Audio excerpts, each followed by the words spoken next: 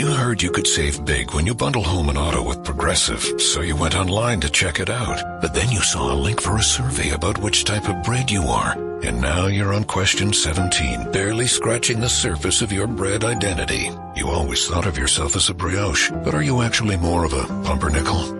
Ah, yes. They said it was easy to save money bundling with Progressive, but they forgot about the rest of the internet. Progressive Casualty Insurance Company, affiliates, and other insurers. Bundle discount not available in all states or situations.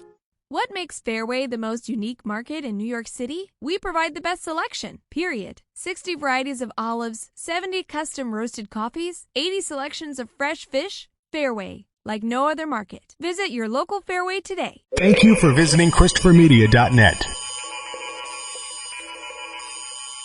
Christopher Media. Let's make some noise. From Asthma Core Studios near Detroit, Michigan. It's unregimented. Gangsters, what's up, guys? And now, here are your hosts. Hey, it's the Triple Deuce. 222, I'm Chris. I'm Aaron. I'm Rich. Boy, hey, watershed week for memos, huh? Yeah, I never thought we'd be so excited about the memo memos. is having its day. This is a very tense week. We still don't know as of recording this. I mean, by the time this posts, we'll probably have seen this memo already, right? I mean, Trump says that he's planning on releasing it on Friday. We record on Thursdays, so I don't know. It's kind of hard to talk about something that we don't even know what's in it for sure. But from what I understand, this is going to outline abuse of the FISA process, which is that they have to go before a judge and present a case as to why they should listen in on the conversations of a U.S. citizen. In this case, I believe the citizen it would be Carter Page, who was on the Trump transition team, or was on the campaign rather, not the transition team. Hold on, real quick. What is what is it saying that all the Freedom Act people or whatever it was called said? Well, if you have nothing to hide, what's it matter? Let them listen, right? I mean, isn't that the attitude of our government to us? So why shouldn't our attitude be the same to them? Mm-hmm. Well, yeah. I mean, this does put one in a weird situation. I mean, certainly with a lot of reporters who are reporting on this, they want to know the facts about anything, and they want to know information.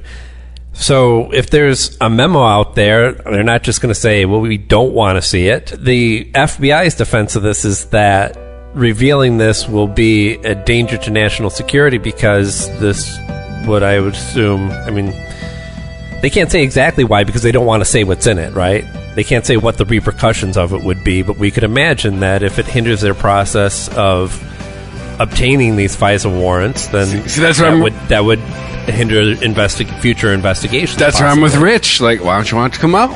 Like, that's like I'm usually a proponent of more of what you do and not what you say. I mean, there's a lot of things with this situation that which aren't a good look for any of the people involved.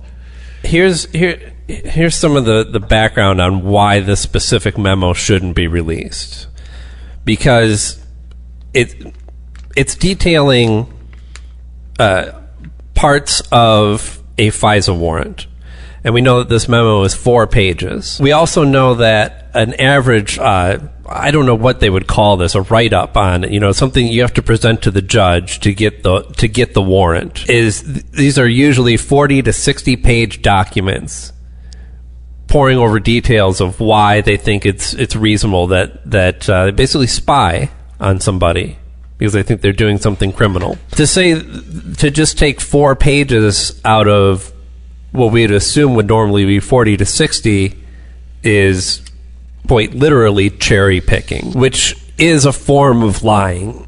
It's lying by omission. It's taking the salacious bits out that can tell a different story. And on top of that, well, actually, there's 2 more reasons. After the memo was approved by the congressional committee to be released, which then has to go to the president to get his approval, which you will grant, because that is part of the plan.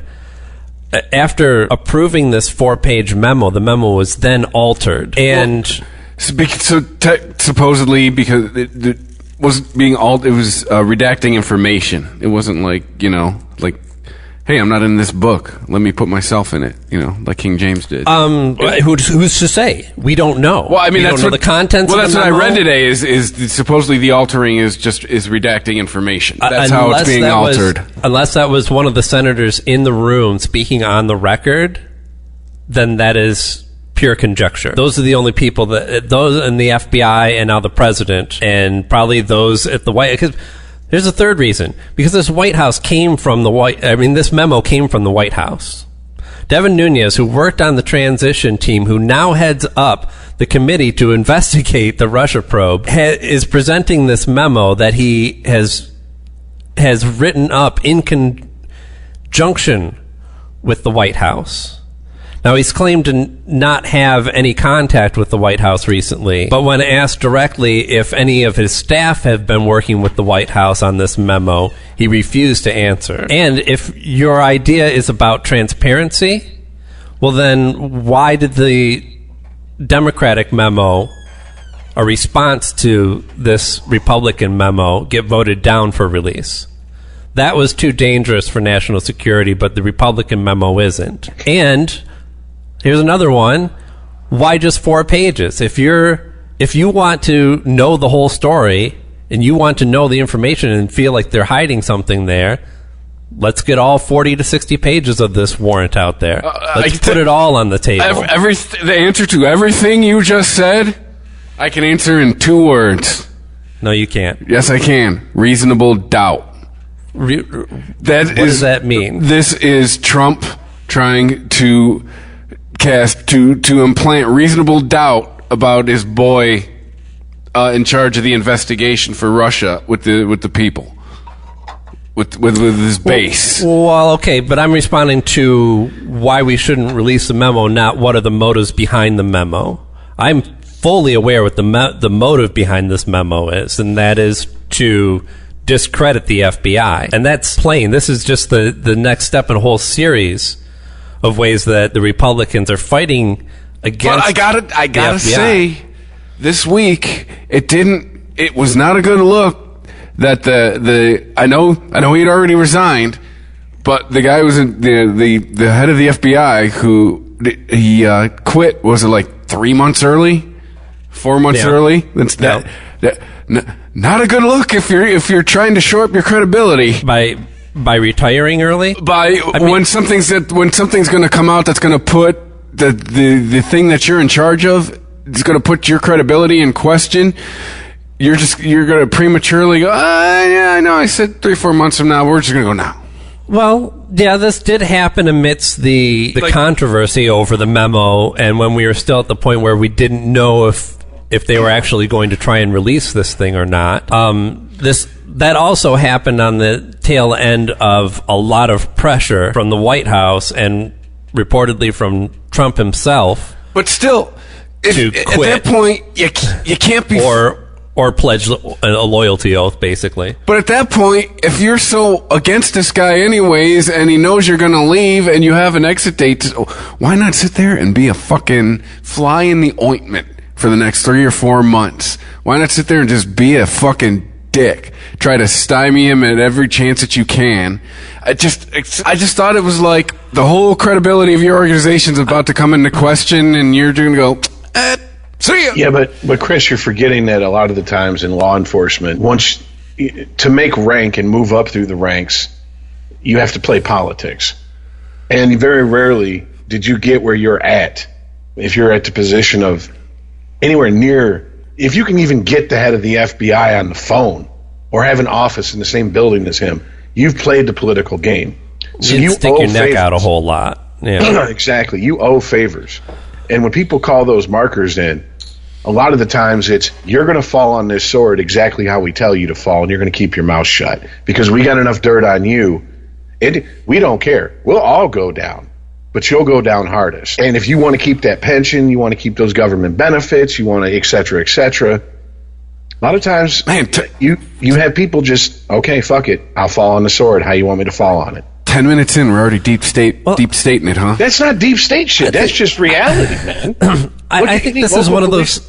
Look at any major city police department when there's a shakeup between a new mayor coming in, old mayor, his guy's got to go, but they can't get rid of him, and they have to do it a certain way because they have to keep the constituents happy, and then, the city council is going to argue about this, and we don't want this person. Well, you can't have, case in point, like in Detroit, you have to have a black, commissioner for DPD. You can't bring in a white guy because it's seen as, you get what I'm saying? It's politics, man. It's politics. That's not deep state shit. That's reality.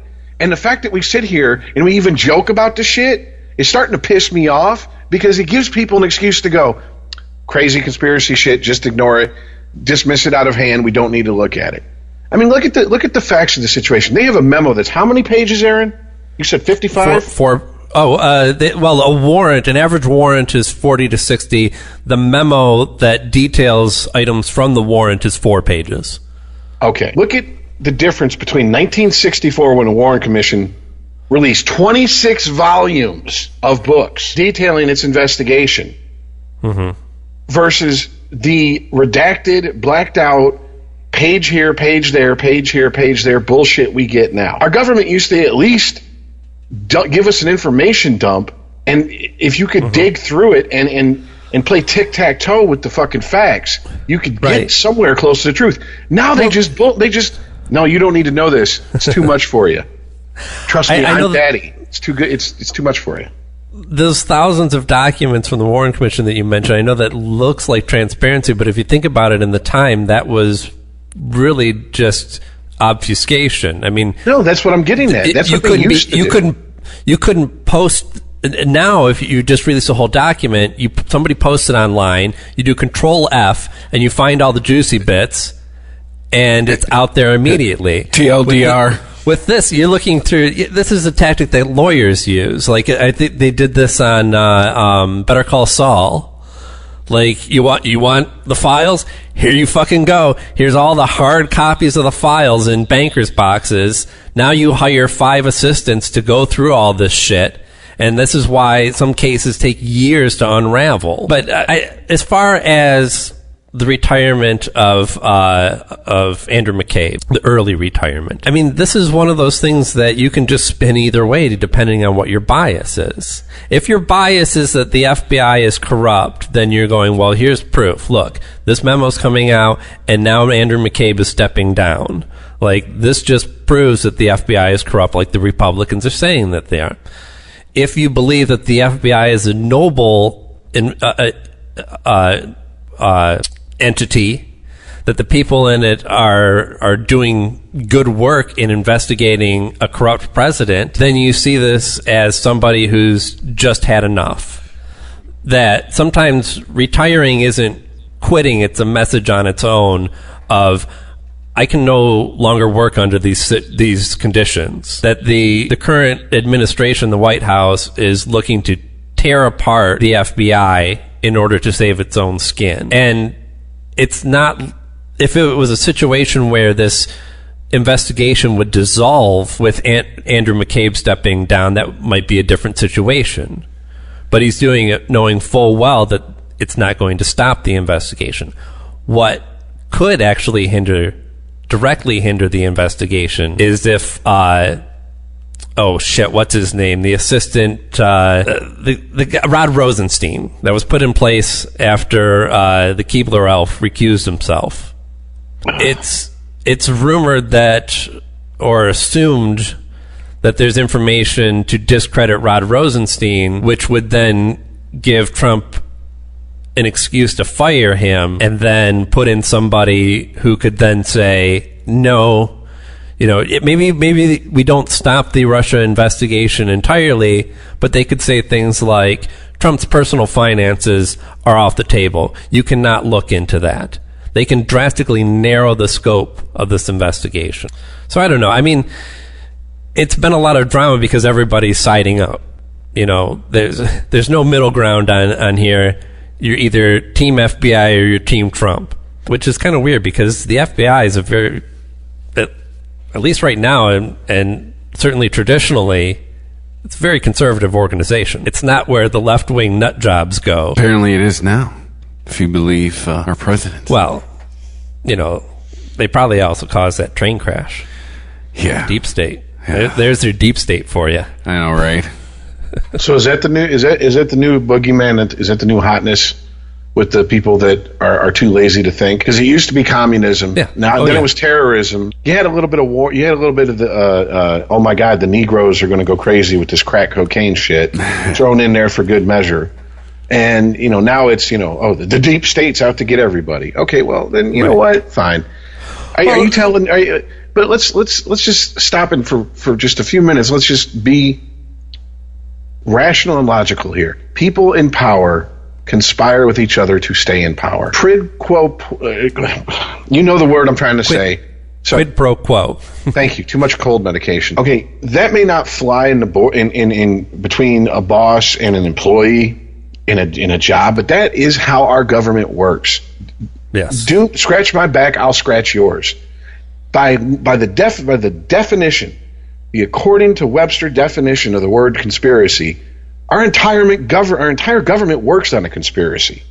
It is right. It conspires against its own citizens daily. It's a group of two or more people who sit down to talk about doing something that's going to affect somebody not there in that group. That's a conspiracy. So I mean, this is where I get tired of this shit, because it's just like we make jokes about it.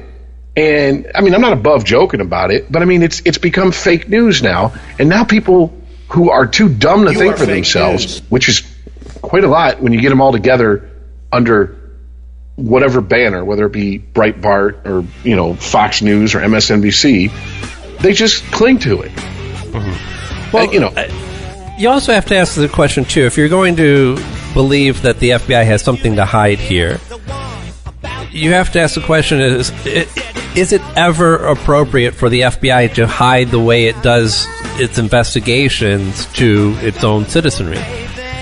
Is it in the FBI's and the American citizens' best interest for them to operate in the shadows the way they traditionally do? Or do you believe that there should be utter transparency and that people should know exactly what the FBI is doing? At any given time, they should be able to file a Freedom of Information Act and get all the information on anything they're investigating, any tactics, any people that work for the FBI. I mean, if you believe in utter transparency, then I'll give you that okay, they should release this memo. If you believe that the FBI works best for the American interests when they are able to operate in secret, then to say that they have something to hide by pointing at this memo that they don't want released is a ridiculous accusation, because you could just pick any number of things that they do or don't do and say, we're going to talk about this. Well, you can't talk about that. Oh, what do you have to hide? Well, you could use that with any tactics that they use. As far as I know, I think this might be a state-by-state basis. I know that Michigan has a Freedom of Information Act. And when it comes to investigations and prosecution, until the case is either closed, right, or has come to a conclusion, you can't demand to see what anybody has. Right, and when we're talking about FBI investigations, though, it's top secret information. Exactly, it's on a federal level, and we all know the feds operate above the state level, so they're just going to do what they're going to do. I mean, to me, yeah, you want transparency to a point, but you don't want it to the point where you're trying to conduct an investigation and you're having to answer every little fucking question, every little theory that someone has about the investigation, to the point where you blow the investigation because you're basically showing all your cards. Yes, it's just like when the first Iraq War. You're the only one playing open-handed at a poker just about to bring that up, Rich. You're not allowed. That's how come when we went to Iraq the second time, it was like, or we didn't go into Iraq the first time, but you get my drift. The second Iraq war, they were like, we'll embed reporters with you. They can stay for 4 to 6 weeks. They can leave, go back to the world, report what they saw, but there's not going to be on-the-site reporting. I mean, if you remember in the early 90s with the first invasion, with the first Iraq War, you had reporters drawing in the sand maps and saying, this is where the U.S. troops are, this is where the enemy is, this is where we're going. Fucking in real time. I also in real time. remember them at press conferences asking Schwarzkopf for like specifics on when they were going to be attacking and where, and he's like, no, I cannot tell you this. Yeah, this is, yeah. Can you give us some specifics? No, I fucking cannot. Well, next question. I mean, is it possible that there could be corruption in an organization like the FBI? Absolutely. That is in the realm of possibility. What you have to ask is, well, certainly it has to happen at some point. I mean, but what you have to ask is, what happened up to this memo that would make one think that the FBI is corrupt? If you have other things, if you have a whole laundry list of things and the fact that they don't want this memo out, okay, maybe you have a case. Maybe there's something worth looking into there. If you're simply using the fact that the FBI wants to operate in secret as a reason for them being corrupt, then that's a ridiculous argument. Then if you work for the FBI and you want to operate in secret, you fucked up. You should have put your resume with the CIA. Right. I don't know what else to tell you. I mean, because look, we have a bar that is set for being able. Let me put it that way, a bar that was set for being able to invade someone's privacy, to tap phones, et cetera, You had to prove that you've done everything possible. Plus, you have reasonable, probable cause to investigate this person in the first place. The Patriot Act removed that. Patriot Act just removed the bar and said, we think that's good enough. Well, guess what? That has to be a sword that cuts both ways. Because who watches the Watchmen at a certain point? I mean, even in Vegas, you got the guy at the table, you got the pit boss, you got the... yeah, I know. And unfortunately, he dies, and his book gets delivered to where? Right. A conspiracy theorist newspaper. The Alex Jones of the DC universe in the 80s. But no, I mean, just like in Vegas, you have people at the tables, you have people watching the people at the tables, you have the pit boss watching the people who are watching the people at the tables, and you got the eye in the sky watching everybody. It's not a system based on trust, it's one based on proof. Yes. And we have to have that. And if that means, I mean, what I know it gets attributed to, and I'm going to mangle the quote, and it gets attributed to Shakespeare, but I don't think it was Shakespeare. Let the truth come to light, or let even if the heavens fall. I don't give a fuck. Blow this government up, and if these things expose them, so fucking be it. Good. Now we know what we're dealing with. Because I'm gonna tell you what, if this government gets exposed for half the shit that people just think they're doing, and we still are voting in the same people constantly, then you know what? Then I'm with Chris at this point. Fuck it. We're getting what we deserve. We're getting the government we deserve. Well, because at this point, shit's being hidden, and there's so much redacted information, and it's always like a parent explaining to a 2.5-year-old who is incapable of reasoning why no, you can't eat all the Oreos at once. You can try to reason all you want, but eventually they just come back to because I said so, because it's not good for you, and I know better than you. Fuck you. I don't trust the government to know better than me. I may trust certain people, but as a whole, the government can't even take care of itself, let alone take care of us. So why should they be above the same standards we're held to? Just because I have a badge. Speaking of holding to a standard, people aren't even holding the president to the same standard that they would like to hold the FBI. To say, what does the FBI have to hide in this memo? Okay, well, let's find out. And let's find out what Trump has to hide, too. Because his lawyer said this week that, I forget what the exact quote is, but that basically Mueller's investigation hasn't reached the standard to warrant a one-on-one conversation with the president.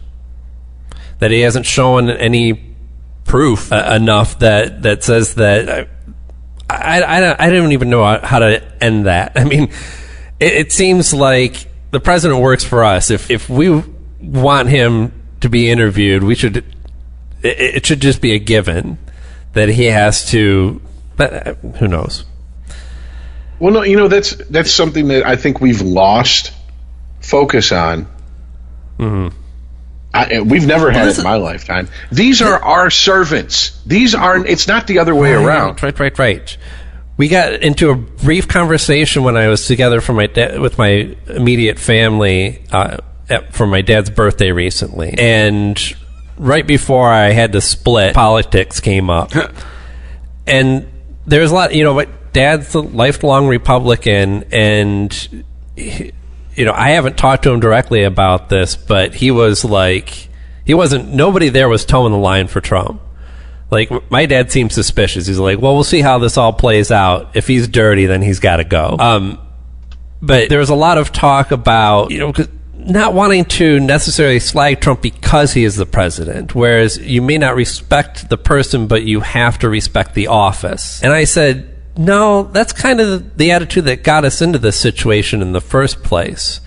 That the office and the person are above the law, are something greater than the average man, and not a position of civil service. We hold the president to such esteem that we want to make him above. I mean, certainly lately in popular culture, just look at the people that we prop up as strong, independent men that, it's the cop who is constantly being yelled at by his chief for going off book. It's the spy who has to break the law to save the country in some way. It's always the person who is pushing against the system. And I think it's how a lot of people look at Trump, like, hey, look, he's breaking the law, but you have to, it's all fucked up, and he's just breaking down the system. And that's what gets us into the situation where we think that the president is above the law, that we think that he's actually better than us. And this whole system was based around, no, look, we have to have a leader. We have to have somebody to represent the country and to give it some direction, but that doesn't make that person, appointed by God. That doesn't make that person in power until they die and then handed down to their son. Well, while I agree with you, unfortunately, there's a good portion of this country who tend to think that any leader they support is appointed by God, and any leader they don't support is appointed by the opposite of God. Mm-hmm. The guy running around with the horns and hooves for feet and a pitchfork. And listening to Todd's first podcast back, I have to agree with him on this. There's a certain point with certain groups of people who are immovable and they're inflexible, have no flex to them whatsoever in their mindset, their way they think, where you just have to go, look, you're a lost cause. I can't do anything with you. It's like, to me, it's real simple. It's like an alcoholic or a drug addict. Person. Well, it's like an alcoholic or a drug addict who goes, boy, I want to get clean. Well, then why don't you go to a detox center, minimize your withdrawal symptoms, get the physical addiction out of your body, and then work on the mental addiction. Yeah, that's too much work. I'm going to go get drunk or high and then bitch about how I want to be clean. I can't help you. And at a certain point, if I'm still holding on to your hand, you're dragging me into the fucking mud with you. And the problem is we have to live with these people. They have as much of a voice as we do, in theory, when they go to that voting booth. I mean, we're not going to be able. We're not going to split the country up into atheists over here, Catholics over here, agnostics over here, Jews over here. We're not going to do that. It's just not going to happen. And we're not going to do it as far as political ideologues either. I mean, we kind of do it to ourselves, honestly. If you look at a map of this country, it's where is most of the blue at? Densely populated areas. The more sparsely populated, the more likely it's going to go red. And that's not by accident, folks. I mean, if you're not from the Metro Detroit area, the Metro Detroit area that I was born into 40 years ago is nothing like the one it is now. what is considered part of the suburbs now was the boonies when I was a kid. Yep. You know, and that's not by accident. That's people going, I don't want to live near these people, whoever those people may be. It's not just a racial thing either. I mean, to your analogy of the attitude is kind of apt, because I've been through this personally. I've had, you know, at a certain point, if you're close to somebody who's harming themselves in some way, you have to give them ultimatums, and sometimes that means cutting them out of your life, because everything else that you've done has had no consequence whatsoever, and they just have to find these consequences on their own sometimes. And you know, you would like to think that eventually the average voter voting against their own interest would wake up someday when they realize that more of their rights are being taken away from them, or more of the things that they enjoyed about, you know, maybe their health care or whatever it is they have, what have you, that the government may do for them. Suddenly those services are no longer there, that they would then wake up out of that. But I think we forget the human's perfect ability to adapt to a situation. You know, when you talk about inner cities, I mean, it's kind of a perfect example right there. Mostly liberal run, and people continue to vote for liberals, believing that they're voting in their own best interests. I mean, I'm not saying that Republicans are offering a better plan for what to do about the things that may affect somebody in a place like that: crime, drug use, opportunities, transportation, you know. But I don't know that your current Democrats in office are necessarily looking out for you in that respect. But people just adapt, you know, they learn to kind of move on. Well, and I agree that, and I've said this for a while now, when people go, especially people that are my friends or family who are, you know, lean to the right heavily, I don't understand why people still vote Democrat. You know, if you've been a Democrat all your life, and your mother and your grandmother and your grandparents were Democrats, and they've been telling you life's going to get better, and here you are 3 generations down the line, still on government assistance, we're still waiting for that job training, still waiting for them to throw the ladder down to you so you can climb up out of poverty. You know, this golden ladder that the Democrats are always promising. Why do these people keep voting for them? Because they've given up fucking hope of climbing out of the sewer, dude. And the Democrats are throwing them at least a little bit more than crumbs from the fucking table that they're eating at, right next to the Republicans. You offer them nothing, and you wonder why they don't vote for you. The only thing Republicans have as far as leverage with minority voters going forward from this point, from right when I'm talking on, for the foreseeable future in this country, is religion. It's pretty much it. To a very smaller extent in places like Florida, where you have people who came from Cuba as refugees who hated Castro. They're never going to vote any to the left for the most part. But those are the hardcore ones who came here. They're now grandparents. Their grandkids are completely Americanized, right? These are not, but still, it's religion. I mean, that's it. That's all they offer. And well, I think it's short-sighted. It's just as short-sighted as saying, we'll just keep giving you scraps from the table instead of crumbs, and you keep voting for us. Eventually people are going to get tired of fucking eating scraps and crumbs and being fed religion and told, don't worry how shitty this life is. The next one will be better. Mm-hmm. Well, I'm not in the next one. Yeah, I'm in this one, dipshit. Make this one better. When we talk about conspiracy theories like the deep state, whether you believe this shit or not or follow any of it, it does tell you quite a lot, actually.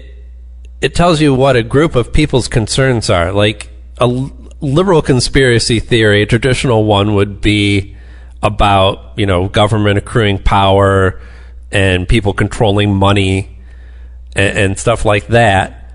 Whereas the deep state isn't about, isn't so much about controlling the power or the money. It's about telling the populace what to do and making them live in a country that might not look like the way they want it to.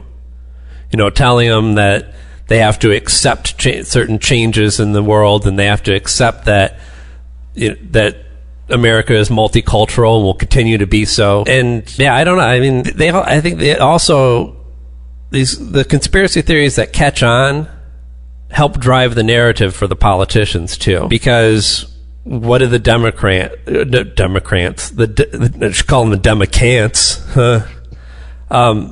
they always get up there and they're talking about big government this, big government that, and these big corporations. And because whether any of these conspiracy theories that the left might believe in or not are true, it tells you what the people's real concerns are. Well, so I don't know. I don't know what my point was there, except for, you know, that well, let me just ask a question. To the naked eye of the averagely educated American, they have no idea the inner workings of business, finance, corporate takeovers, nothing. They just see, let's just to pick on an easy target, low hanging fruit.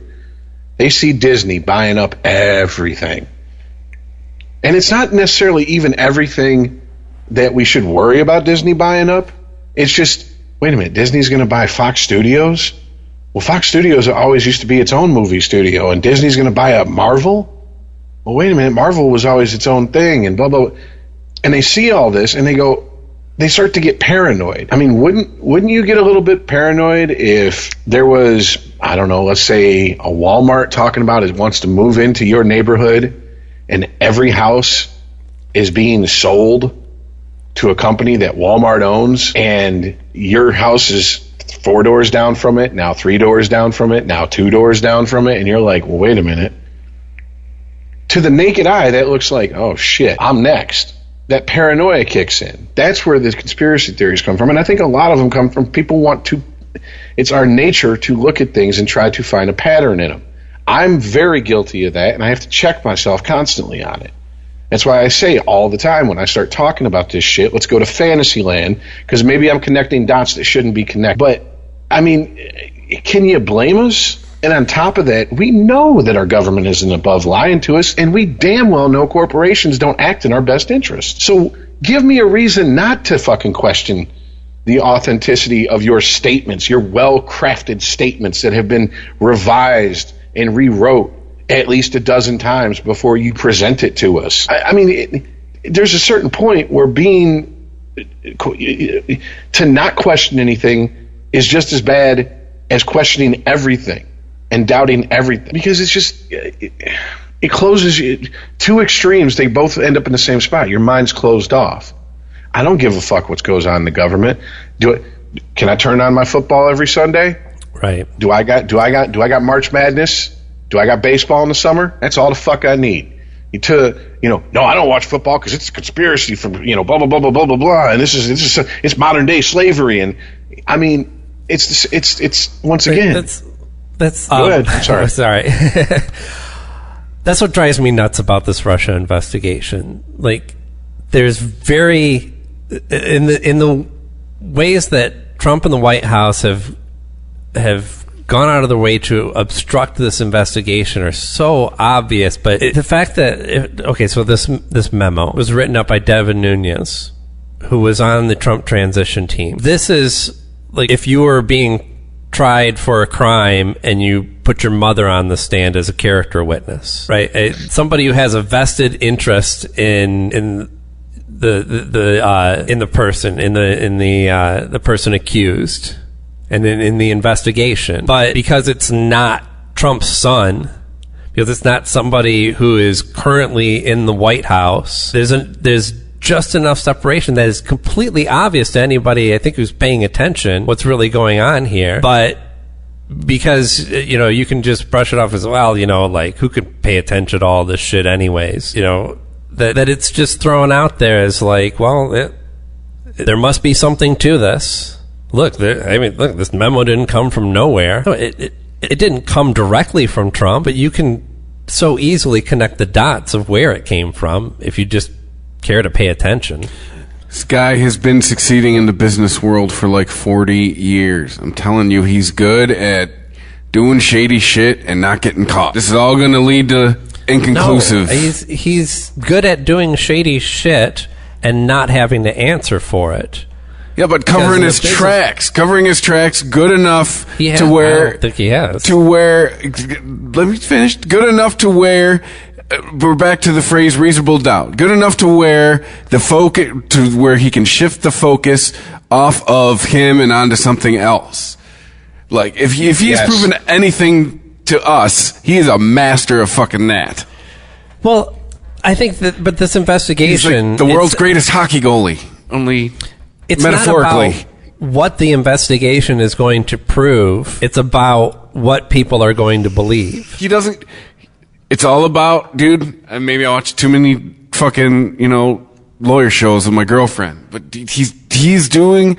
And all of this is lawyers. These are... Most of these, except Trump, most of these guys are all, lawyers doing lawyer things. Creating reasonable... They don't give a fuck. It could have went down. It probably did go down. They just want to plant the seed in everybody's mind of a reasonable doubt. Of, maybe. It's like how OJ got off. It's the Mark Furman tape. You know what I'm saying? Hey, he used the word nigger once, so, maybe. I mean, that's all this stuff is. It's character assassination. It's going to lead to inconclusive. Well, also, when you're all in this business, is going. When you're in business, you just need to cover your tracks to get out of the business venture you're in with a little bit of profit, and it doesn't matter what you leave behind in your wake. When it comes to politics, I think where Trump is misjudging, making a misjudgment here in a difference between the business world and the political world. In the business world, ultimately, as long as you put money in the right pockets through your moves, people will look the other way on a lot of shit. Yep. They'll look the way on a lot of shit. In politics, you have one whole party whose job it is to tear you down, and all the resources that come with that. And it doesn't matter how much money he puts in the pockets of the people that he surrounds himself with. I mean, we saw that locally here 10 years ago with Kwame Kilpatrick. He took care of his little inner circle. His crew was, I mean, he had buddies from high school working fucking security for him, driving around making more money than fucking city council members and shit. We're seeing it right now and locally in the city of Warren. As long as everything runs good, everything looks good, nobody gives a fuck. The problem is... Guy was on tape talking mad shit about minorities, women. It was him. He even went so, I can't remember his name, but he even went so far as to slag on mentally handicapped people. Yes, like saying they need to be in cages and shit. Like, he didn't just say, retarded people. It was insane, like Nazi shit. Yeah, it was not just insensitive to, if someone says, look, if I call someone retarded, most likely they are not by definition mentally handicapped. What I'm saying is, you're a fucking idiot, all right? I would never walk up to someone with Down syndrome and be like, hey, retard, how's it going today? Dude, like, if Donald Trump would have said this stuff before, who knows? But I'm saying... Who knows? Yeah, I know, right? But, I mean, seriously, this would have been like, he is done. You cannot say any of these things. And because Warren runs good and there's a budget surplus and everybody... Nope, just went away.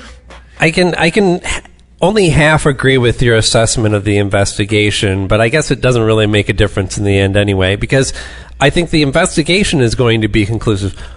Whether... That's what I'm saying. This is all leading to inconclusive. Of whether there is... The investigation will have conclusive results. Whether it actually touches the Trump administration in any way depends more on the current state of the economy than it does the results of this investigation. It depends more on gas prices and unemployment numbers, and so really just all come back to, hey, you making money? Doesn't matter. Well, he was crowing all about this. I didn't watch any of the State of the Union address. I mean, apparently I'm the only one who didn't, because this was the most watched. I saw that on the Union address. We didn't learn this lesson a year ago. Ever. We didn't learn this lesson. Donnie, we can see things. We can track stuff like this. Yes. You can't just say it and it happens. We can see. Well, there was a video from and I checked the source on it, and it seems to be a as close to nonpartisan group. It's a fact check group. And I mean, it was like, basically, he averaged a lie every 4.5 minutes. Not a half-truth, not a lie of omission. Just a flat-out bullshit, bold-faced, I'm gonna lie. And the fact that he could do that, and you have these Democrats sitting in the audience with their faces, their sour pusses on, like, that was ridiculous to me. Playing Candy Crush with their arms crossed. I would, if I was a Democrat in office, I would be there with the sourpuss too. This guy is blatantly lying. Here's my point. What I'm getting at is that none of them have the balls to do what. Who was the fucking senator who called out Obama? You lie, him a fucking liar! Yeah. Right in the middle of the State of the Union address. He didn't call him a fucking. He just said, "You lie." Well, he called him out. I mean, that's basically calling him out. Yes. That's the polite political equivalent of going to the street and calling out the guy who runs your neighborhood's drug dealership a bitch. You know what I'm saying? That's basically what that is. And he did it on national TV.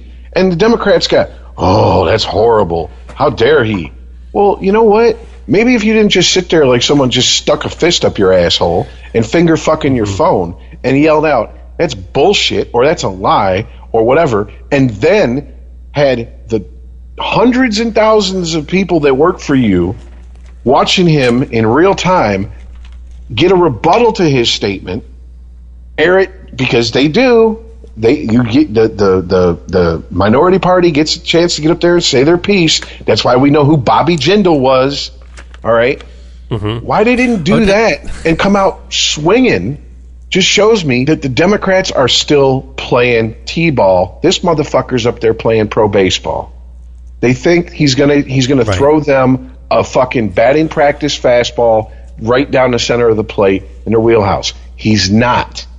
Okay, the biggest lie that has been put in the Democrats' head to run with, as far as this president, is that he is the dumbest president since W. No, he's not. He may have no fucking common sense. He wouldn't last 5 minutes in a fucking street on the street, but he's not dumb. Dumb is what they want him to be. They're projecting onto him, oh, well, he's stupid. No, he is a businessman who understands the bottom line is the most important thing. And he shoots from the hip, and there's a lot of people that like that. There's a reason people will, perfect example, myself. I'll say some shit that'll have people fucking going, oh my God, I can't believe you said that, and laughing at the same time. But the difference is I'm not president of the United fucking States. Right. Well, the whole political, international policies don't depend on whether I fucking sugarcoat something. He is. That's the problem. He's dumb in that aspect. But he's not dumb. He's not W. He doesn't need Cheney to run the country for him. He's willing to go. Because let's be honest, do you really think Bush was running anything when he was in office? He was a figurehead. All right? He was a figurehead for the neocons who took over the party, and they put him out there and they said, say your God shit, because that plays to the fucking cornfield folk. And boom. Hell, you can make up words. And he did. And he did. And and his supporters, what did they do? Oh, it's kind of endearing. He's one of us. Well, right. Well, Trump's one of you, but a millionaire. What more could these people want?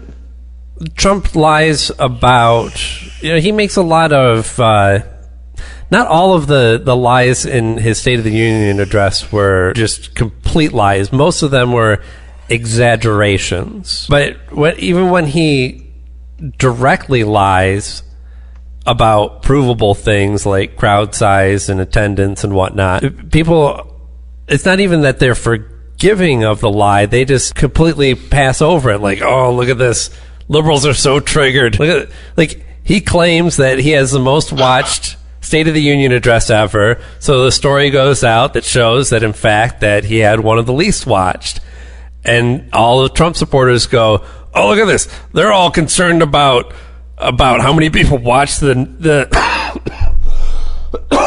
sorry, I'm killing my voice doing my Trump voter voice. I don't even know what that voice is.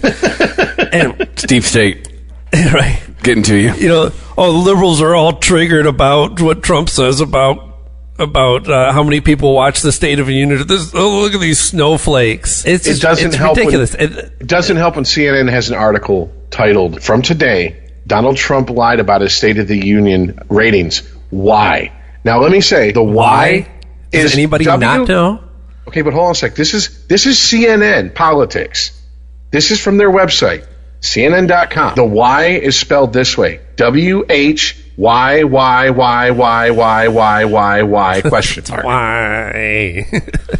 No, trust me, I get what you're saying, Rich, because Time Magazine, whoever runs their app, whoever makes their headlines, is fucking, you need to go to journalism school. You need to take journalism 101. Like, hyperbole starting to show up in headlines, fucking emojis.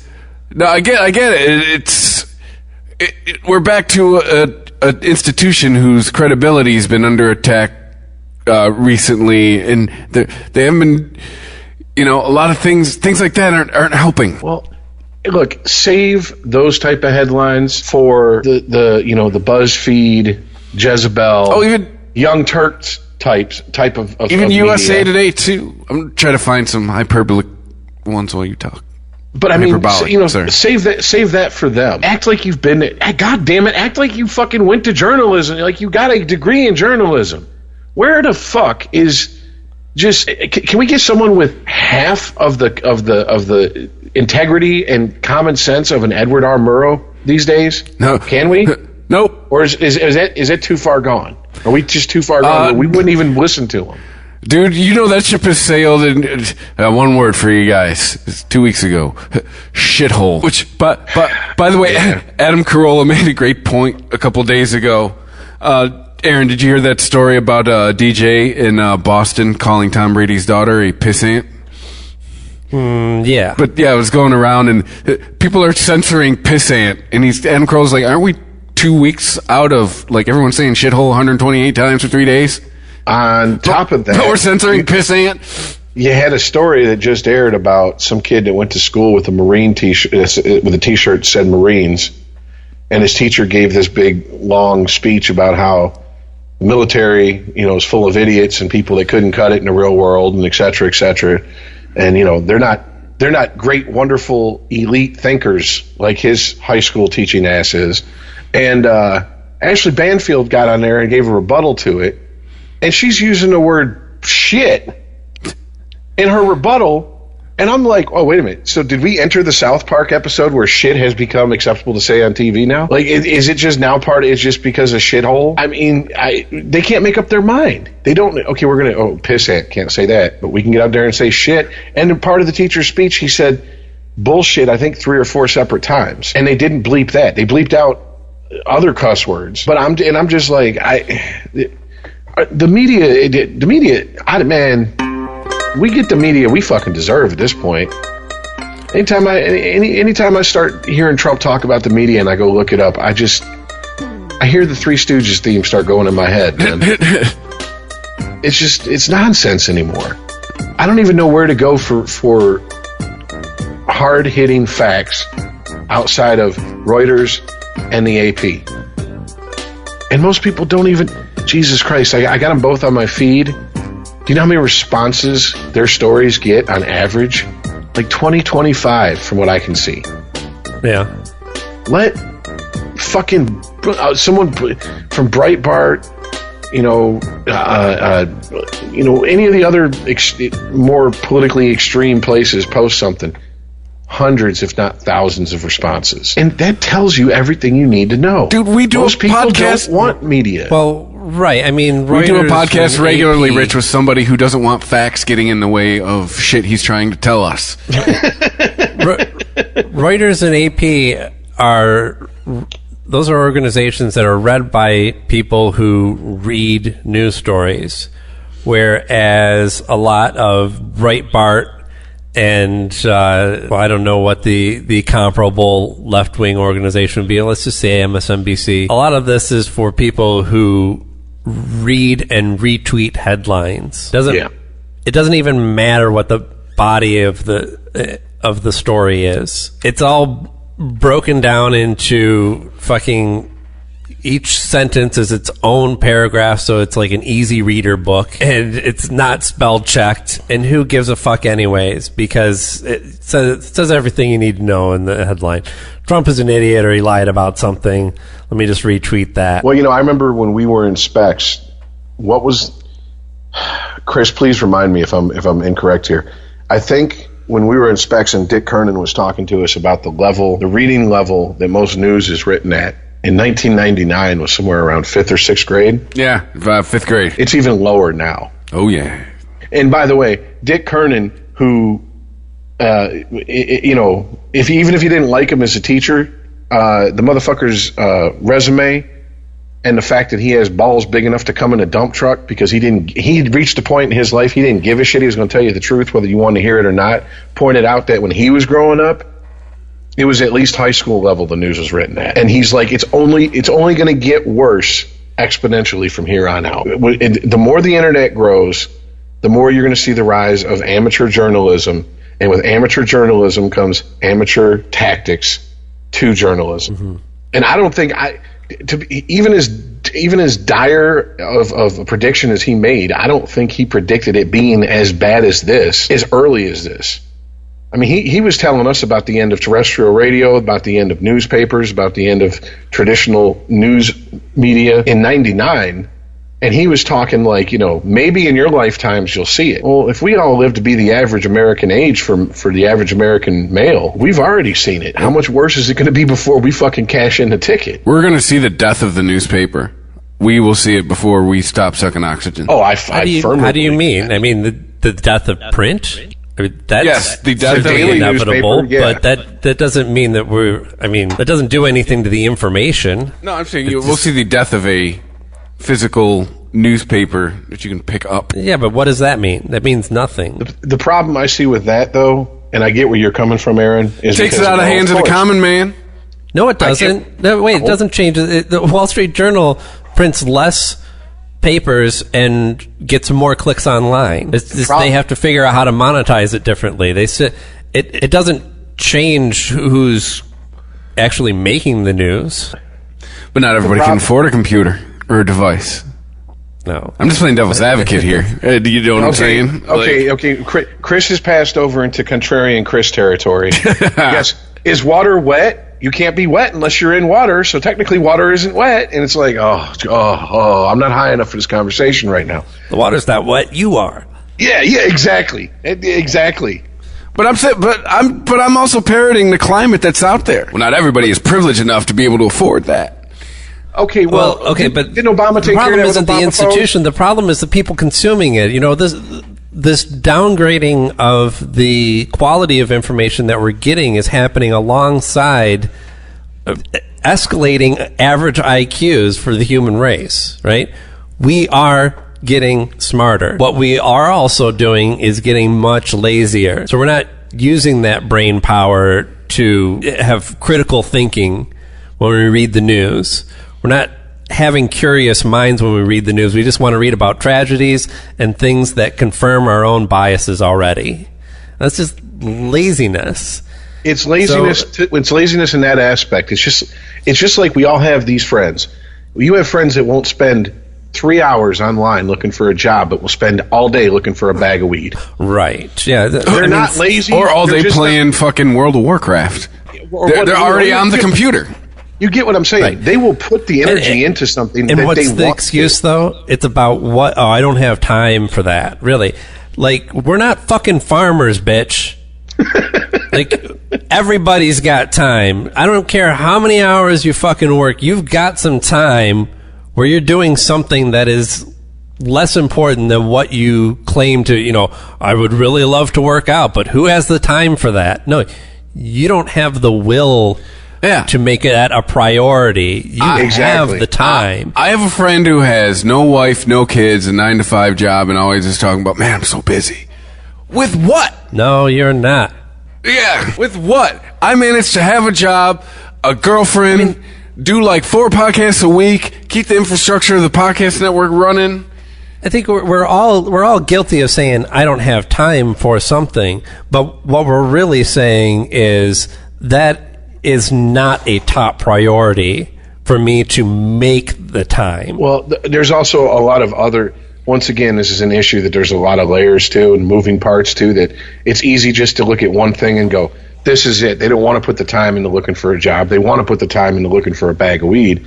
There's also the fact that you have people who, for whatever reason, and I'm guilty of it, I'm very guilty of it, especially when it comes to the job situation. I hate looking for a job. I absolutely hate it. It is the most soul-crushing, pride-swallowing thing that I've ever ran into, besides walking into a meat market of a bar cold and trying to get laid that night. Not trying to meet someone who I have a connection with, just trying to get my dick wet. And you got to play the numbers. And I'm not good at playing the numbers because I don't cast that broad of a net. When I look for a job, I'm looking for something specific. And the problem is that I've ran into, if I can get to the interview point, maybe I can talk my way in.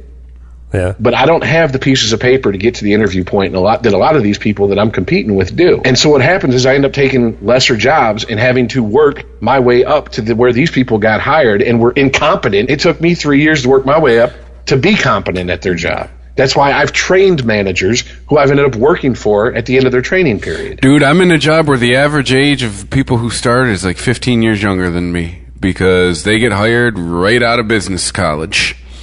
Exactly. You know, they used to call it in the military a Mustang.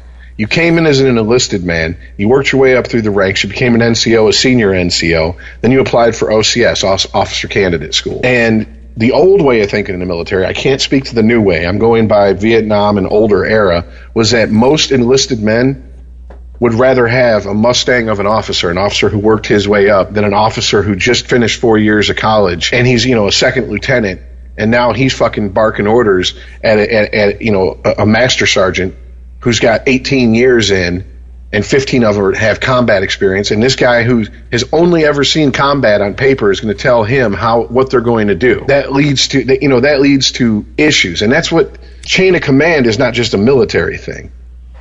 For whatever reason, real world experience in certain areas of life is respected. But other areas, if you don't have that piece of paper, you don't even get your foot in the fucking door. That's the only reason I have it, because it's either the piece of paper or 5+ years of field-related experience. Well, I had that, thank God. But yeah, it's any other company, I'd have to be credentialed. Well, see, and I know it seems like we've strayed far away from the point of the new media being electronic media versus, the old guard, paper newspapers. But what I was getting at is that with the death of the old guard, you have people who have been in it their entire lives, who came up in it, who came through it, who studied the ones who came before them. Now you have something completely new, and you say, well, not really, they just got to monetize it. Yeah, that's one aspect of it, but look at what we just talked about 20 minutes ago, how poorly written, grammatically, spell check wise, whatever, a lot of these online articles are. Who the fuck is hiring these people? What? Oh, well, okay. And I guarantee there's someone at those places in CNN's online part of their, not CNN, excuse me, but Wall Street Journal's online part of their fucking operation that go, well, I'm going to hire a 22-year-old who's more tech savvy than I'm going to hire a 45-year-old who used to pound the pavement and shake hands and use the company fucking, buy drinks for people and get information that way because this is the new technology. Yeah, but new tech. So what? These people got a piece of paper. They don't have no real world experience. They have none. They bring nothing to the table besides, ooh, look, I can sit in the class and repeat shit that was told to me to repeat. It's partially about the type. I mean, you're going to get the quality that you pay for in any business. The news is no different. There's less money going in. You're going to have a situation where there's not as good a quality people actually producing the work. But I think more so it's not about quality, it's about quantity, right? I think like this shit isn't being, like spelling errors and grammatical errors are happening because they just don't have the man hours to give it to somebody else to have it double and triple checked. They don't. Okay, but to me, this goes back to I don't have time to look for a job. They don't have the man hours, but these companies are still running at a profit. So why can't they hire people to double check this paperwork or these articles? I mean, if you're going to put profit over facts, what do you expect people to do eventually once they catch on to that? Well, they're going to go, you're say all the time. It's become about first, this is not accurate. I just look at this as more of a consumer problem, though. And first makes you money. It's about what you're willing to pay for and what quality you're willing to suffer. I mean, look at what's happened with porn, okay? It used to be that when a porn was made, it had to go onto a VHS tape that somebody paid like, I don't know, like $30-$40 sometimes for a 1 hour movie. Man, you were splurging. I got that party store porn, $5.99. Sorry, go ahead. I'm kind of going back to like when we were first getting VHS tape. Those shits were expensive. Oh, yeah. Just real quick, just to back up your point, I asked Blockbuster, because you know how Blockbuster used tapes, used movies, they'd sell for $10. Up until the early 2000s, they were still having to buy those when they were first coming out at $100 plus. Right. Well, there's also a different rate for those who were getting a license to rent them out. That's essentially what you're paying for. But okay, it's a bit off point. So porn, you paid for a tape, and it had a cast and a plot and costumes and sets and all this shit, right? In your voice, right?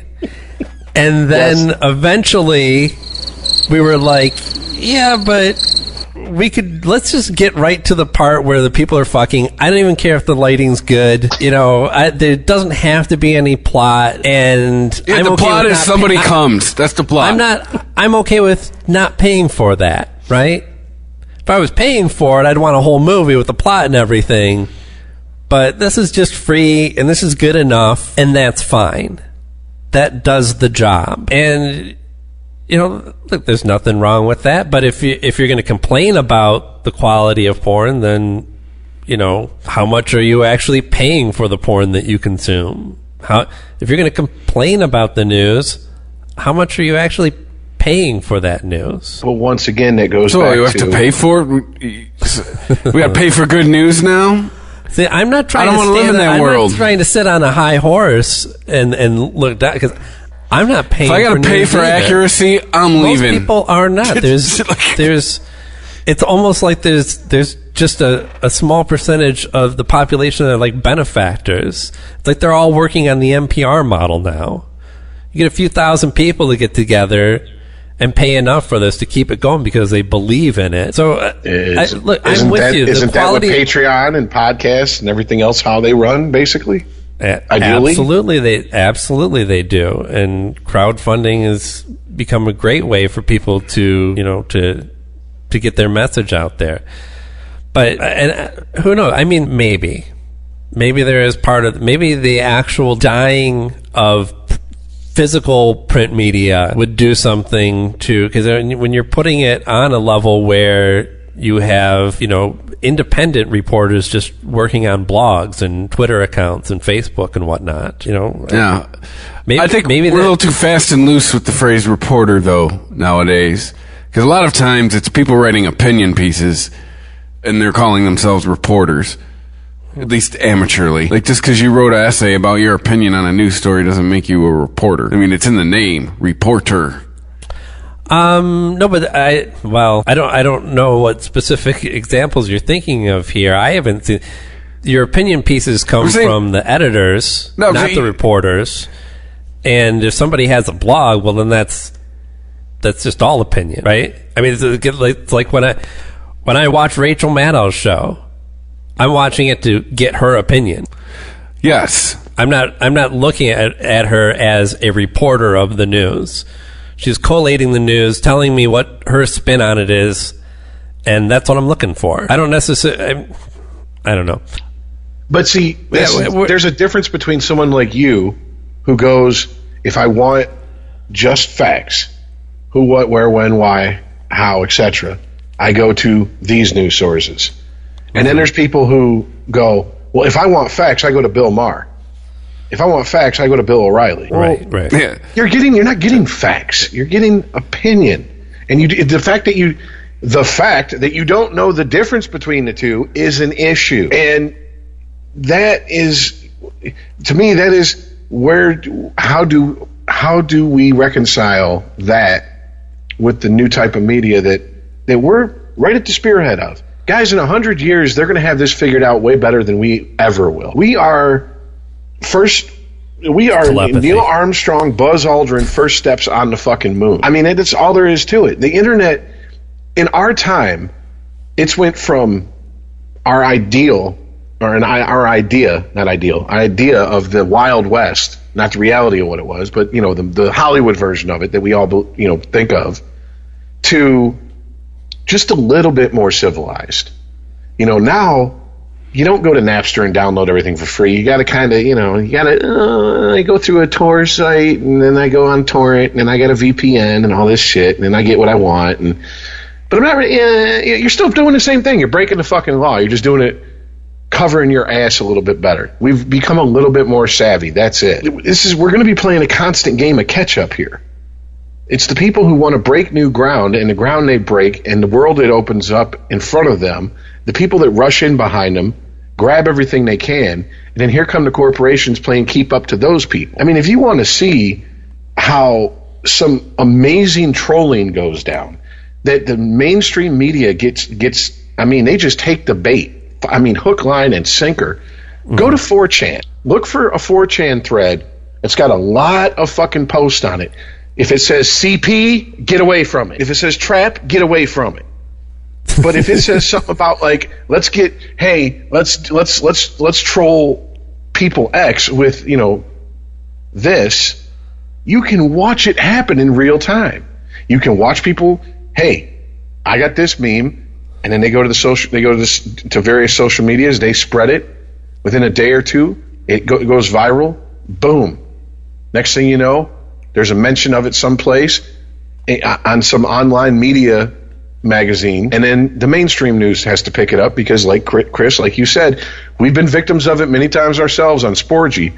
It's not about being accurate; it's about being first.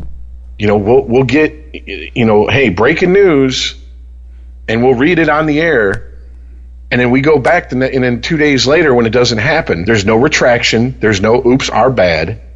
And we look like a bunch of assholes because our dicks are being hanging out in the wind, and we gotta go back next week and go, we're sorry, reread the article, they took it down, there's no retraction, it's on us. I mean, so no one is immune from this. That's how shit happens these days. And if I mean, we fall for it, but God damn it, we're not in the media 24/7. It's not our lives, it's not our jobs, it's not our career. So I don't know. It's just it's frustrating because I understand exactly where you're coming from when you say you go to Rachel Maddow for her opinion, but I also know that you're not the type just to go to Rachel Maddow and Bill Maher and say, I have everything I need to know on the subject. Right. Yeah. I mean, even Bill Maher says when he's doing his intro routine, he's talking about stuff that happened in recent news, and he's like, because I know a lot of people come to me for the news, which is scary. Yeah. Yes. Well, okay, but that's the easiest way to put it. So, there's something that we haven't talked about, though, because we talked about the State of the Union address.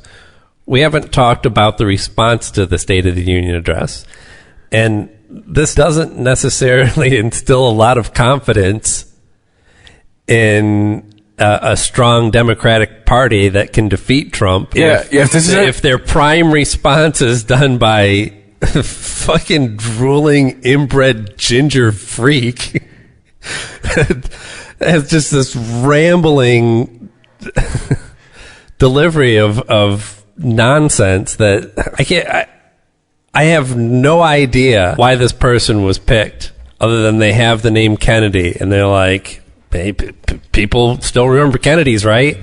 I still like them. Yes. I don't know if you saw any of this, but it was like Conan O'Brien with like massive head trauma. Did it have the Kennedy accent? It seemed like there's a hint of it still there, yeah.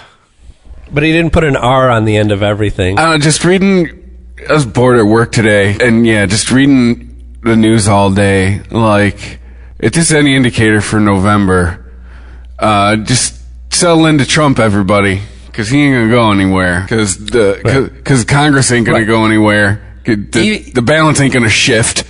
Even if you deem the Russia probe as successful in bringing charges directly against Trump, it's still not going to mean anything without a strong opposition party. And strong is pretty much near the bottom of the list of adjectives for the Democratic Party at this point in time, in this podcaster's opinion. Right. And why didn't Nancy Pelosi or Chuck Schumer deliver the retort? Because people are sick of fucking seeing it. I know. Because Nancy Pelosi was too busy demanding an investigation into Facebook and Twitter about hashtag release the memo. Well, okay, so get the fuck out of like. Why is she why is she a leader?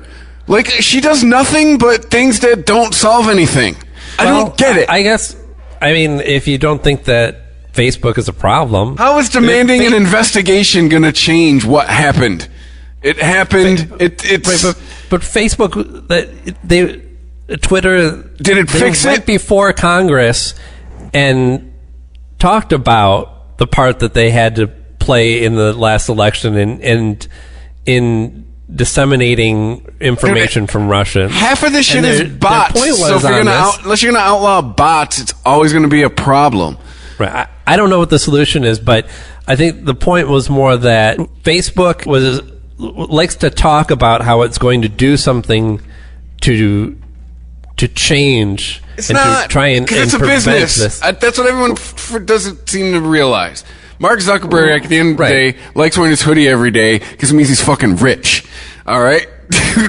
Like, isn't it a rich man, poor man wearing a hoodie every day? But they're taking, completely false stories that were disseminated by Russian organizations that Facebook was paid to put into news feeds, and equating that with all these hashtag release the memo, which the claim here is that a lot of these this is being passed around by a lot of Russians or bots even on Twitter and Facebook. But it's not the same thing, right? Facebook can control who it takes money from and whose stories it puts in your news feed. I don't know how you fucking control if somebody just wants to make an account to start disseminating false information. Exactly. You can't do anything about exactly. that. That's my whole point. We want you to look into that. Look into what? You're gonna make the internet illegal? But Chris, to answer your question, haven't we learned by now about the U.S. government and just governments it's not just limited to us, it's just governments in general. If they are unwilling, unable, or to solve real problems, they just invent problems they already have the solution for and throw that out there and go, see, we're doing something. I mean, this is something. Again, it's not necessarily they have a solution for, but it's something to get you to get people chasing their own tail and off of, hey, look at everything we're not doing. It always mystifies me when it's somebody when it's anybody involved in Congress doing something like this. Because maybe because I know how it works, I just default to, you're a legislator. Write something to change it. You can do that. Like, would you like the job description? Would you like me to type it out and email it to you? Like, it's in 4th grade social studies books. Like, that's what I don't get. Like, you're in a position where you can do something, but instead you're going to do something that's like a symbolic action. Like, I don't fucking get it. It's the appearance of action, the appearance of being decisive, the appearance of doing something that placates most people. I mean, we've all worked for bosses where if the job is absolutely dead, there is nothing to do, and he's walking around, you better look busy, because that's the only way his simple ass is going to be happy. Well, we got a lot of simple motherfuckers in this world, and if they look like, and if the people in power look like they're doing something, well, then hey, look, they're doing something. Like, it's explained to us, like in 3rd grade, like, the executive branch carries out the laws. The legislative branch writes the laws. The judicial branch sees that they are carried out. Like, that is like the 3rd grade definition. writes the laws in your job description. Well, I'm not sure I follow your point here, though. Would you like to see the government control Facebook? To write laws to tell Facebook how it can conduct its business? Sure. I mean, I heard the question mark at the end of that statement. Yeah. I mean, it's we both know it's more multifaceted than that. Yeah. Well, wait a minute. Aren't there laws already on the books to where just because you're a business, if your business practices undermine the law in the country that you're based in, like you can't be purposely deceitful. Yeah, I mean, once again, I kind of feel like this is how come I have a little bit of sympathy for the gun people who go, why don't we enforce the laws we already have? And then because every time you hear about one of these crazy shootings, it's always someone fucked up down the line, and a law wasn't enforced the way it was written. I mean, to me, making a new law is the last ditch effort. It should not be the first, go-to thing. I don't like this. Sure. Make a law outlawing it and banning it. Well, I think that's part of bringing companies in front of Congress to talk about this type of shit. Or anything, any concerns that the government might have. The first instinct is to, call them out on their behavior and hope that they will change on their own after being publicly shamed. That doesn't always happen, so sometimes it does have to come down to actual government regulation. I mean, it should be as simple as, hey, you got a problem, fix the problem. Not, hey, we need to look into this. There's nothing to look into. There's obviously a problem. We've been talking about it for a year. Yeah, if you have ideas for how to fix Facebook, it's not or my Twitter fault. Or anything like. Hey, it's not my goddamn job. No, I know, but I think this is. I don't know. I'm not. I guess I'm not out there. I'm not out there calling them on the carpet. Claiming the moral high ground. But a lot. Also, you got to a lot of the problem is what can we do with a private company, a private business, besides don't use their product, don't pay for the right. And here's the thing: Facebook you don't even pay for. Exactly. Right. I mean, because if you all right, look. Yeah, that's the other thing too. This isn't like these are optional services. It's not like the government issues you your Facebook account. If we were talking about some developing country where a massive corporation came in or not corporation, excuse me, a new regime of government came in, took over, and allowed something to happen that harmed millions of people in that country, we wouldn't be shocked if the quote unquote everyday people took up arms and overthrew that fucking government. But when it's a corporation, you can't do that. Why? Because our taxes pay for the police who are going to protect them from us going in there and going, fuck you for putting out a deadly product and not giving a shit. And here's the thing. If you knew it was deadly and hid it, that's even worse. I can have a little bit of sympathy for ignorance, but I mean, it's when we know this is killing people and we know we could easily solve part of the problem by doing such and such, but we choose not to because it cuts into our bottom line. Okay, so we hit them with a couple $1 billion fine. A few executives get shuffled around. They play, hot potato with executives until they get a new executive, and then everything goes back to normal, and there's no repercussions besides there's no way to force repercussions on the company besides don't buy their product. Okay. The problem is Facebook has cemented itself into a huge part of everyday life for half. Granted, okay, there's 4 billion accounts. I'll play devil's advocate. I'm gonna put my Chris hat on for a sec. 2 billion of those are bullshit accounts. All right. There's 7 billion people on this fucking planet. Right. What's the percentage of it? Right, like 30%. Have Facebook accounts. Come on. Right. This kind of goes back to our conversation about Walmart.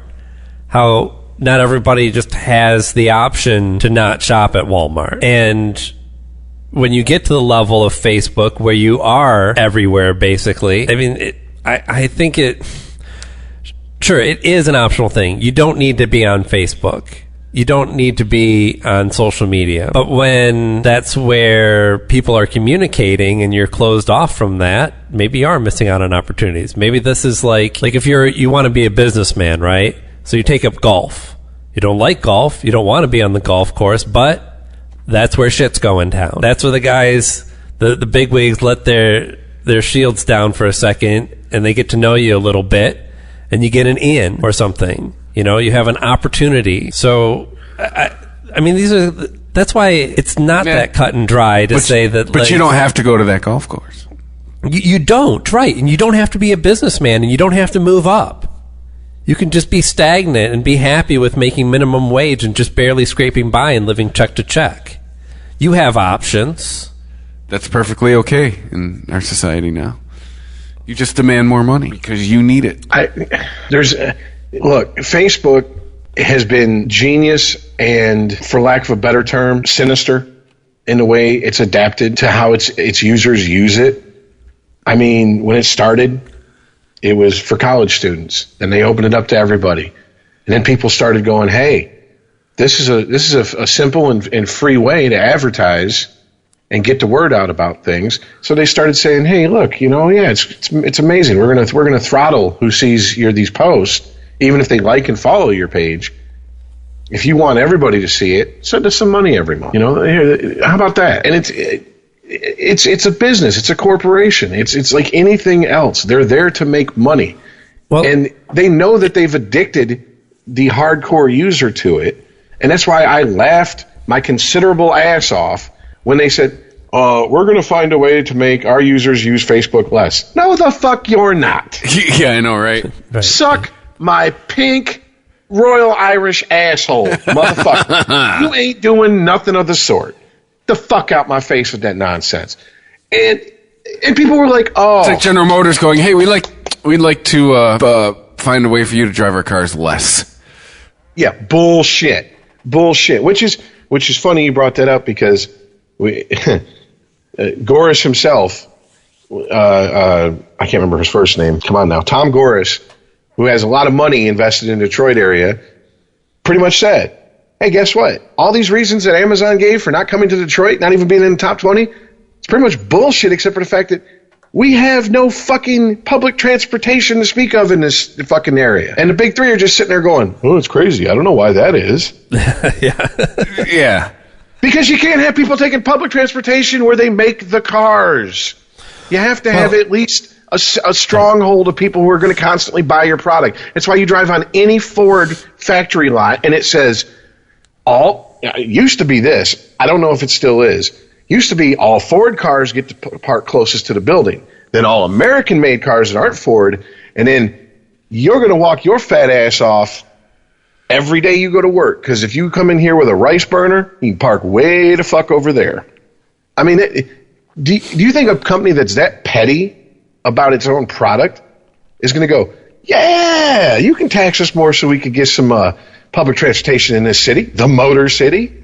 Yeah, that'll work. Get the fuck out of here, man. Well, I guess I see Facebook and other social media platforms the same way I see the press, the media, as being more of a consumer problem than a producer problem. You're getting what you pay for, which is, in many cases, absolutely nothing. If you want to be on a platform where you're not advertised to, well, then fork over some money. At this point now, I feel like the ship has sailed, and it's not like any of the current platforms could turn their ship around and go, well, okay, we're going to not have any advertisers and everybody's going to pay $3 a month. I think that would go over like a fart in church. Yeah. But maybe we'll see the next platform. Say? Bye, Felicia. Maybe the next platform that comes up, maybe there's somebody out there bold enough to go, hey, we're going to do social media and everybody chips in a little bit each month and we'll be totally open with the way that we conduct everything. We won't do anything to reshuffle your feed or give you any advertisements at all. We'll make sure that any companies trying to make a profile are shut down. But the problem with that is that once people start paying for something, they're no longer, you can't do what Facebook basically does, which is, oh, you don't like our policies? How much you pay for Facebook? So fuck off. We don't care about your opinion. If I start giving money to something, basically, motherfucker, if it's a fee to use your product, it's backwards. I'm paying you. You now work for me. I want my social media to be X. I want it to be wide open. If I want to post gaping assholes with the entire offensive line of the New York Jets jerking off into it, I want to do it without having to worry about a fucking ban. If I want to push my podcast, I want to do it without having to worry about, well, you can't do that because you need to pay us. Fuck you. I'm already paying you. That's the problem. Because that's the attitude people get. Look, you're not going to have a universal platform in this instance. If you want to post pornographic images, you will have to find the platform that is okay with that. And that's where you give your money. Or you can just go to Twitter. No, right? Yeah, exactly. But you do understand the basics of what I'm saying here. People would be pissed because if Facebook continues to run like it's run now and people are paying for it. I'm not disagreeing with you. I'm just saying in all cases, you always get what you pay for. And if you pay zero, expect zero. I don't know. It is really such a fucking multi-layered issue that it makes my brain hurt because you can get lost in the inner workings of just the top layer. I mean, really, it's beyond an onion. It's an onion the size of Jupiter, and we haven't even peeled away the first fucking layer yet. We're just at the, once again, we're the fucking spearhead of this shit. These generations that are alive now. Right. We are in the midst of this. We don't even understand the platforms that we're using. And that's why I bristle so much at the idea of government regulation. Like we're going to start trying to regulate something when we're still in the dark. We're still in the midst of the storm. We can't see the full scope. And I'm with you, but I have a ceiling for that. I mean, I just think back to a couple years ago when the gun manufacturer Remington, it came out that in 1948, they knew that the most popular rifle they sold had a fucking, just a feather trigger pull on it. To where even if you just gently brush it, it's going to go off. In 1948, they knew this, and it was a 5.5-cent piece that they said, no, we're not going to put that in there. And they kept that policy for decades. And it's only once they got caught doing it that they stopped doing it. And what happened? They fucking had to pay a fine, and they went to their upstate New York manufacturing facility, and they let go 700 people. And who ended up paying for it? This company was allowed to basically sell an unsafe weapon for decades, make profit off it, more than that fine, more than any fine they could have probably levied against them legally. And who ended up paying for it? Their own fucking employees. Sorry about your life. And I know that area upstate New York. The baby's my daughter's mother. She got family that works there. There's not a whole that is the Cadillac of jobs in that area of New York. That is like getting in back in GM, Ford, Chrysler back in the day. I mean, you are set. And they just, nope, you got to go. Sorry. All them benefits, all that retirement. Nope, sorry. We had to pay this fine. And it's like, that's not even justice. I mean, I'm not even asking for vengeance here. Vengeance would be fucking storm the headquarters and start hanging motherfuckers. That's vengeance. I just want justice. That's not even justice. So how do you balance that with, well, we don't want to regulate too much because it'll restrict growth and new opportunities and new technology? There has to be a balance. The trick is we have to find it. I don't think it's going to happen anytime soon because we haven't found it with shit that we've had around for hundreds and thousands of years, let alone a technology who's still in its infancy. Okay, so to play the devil's advocate on this, technology is moving faster than our process of regulation, I think, ever should, really.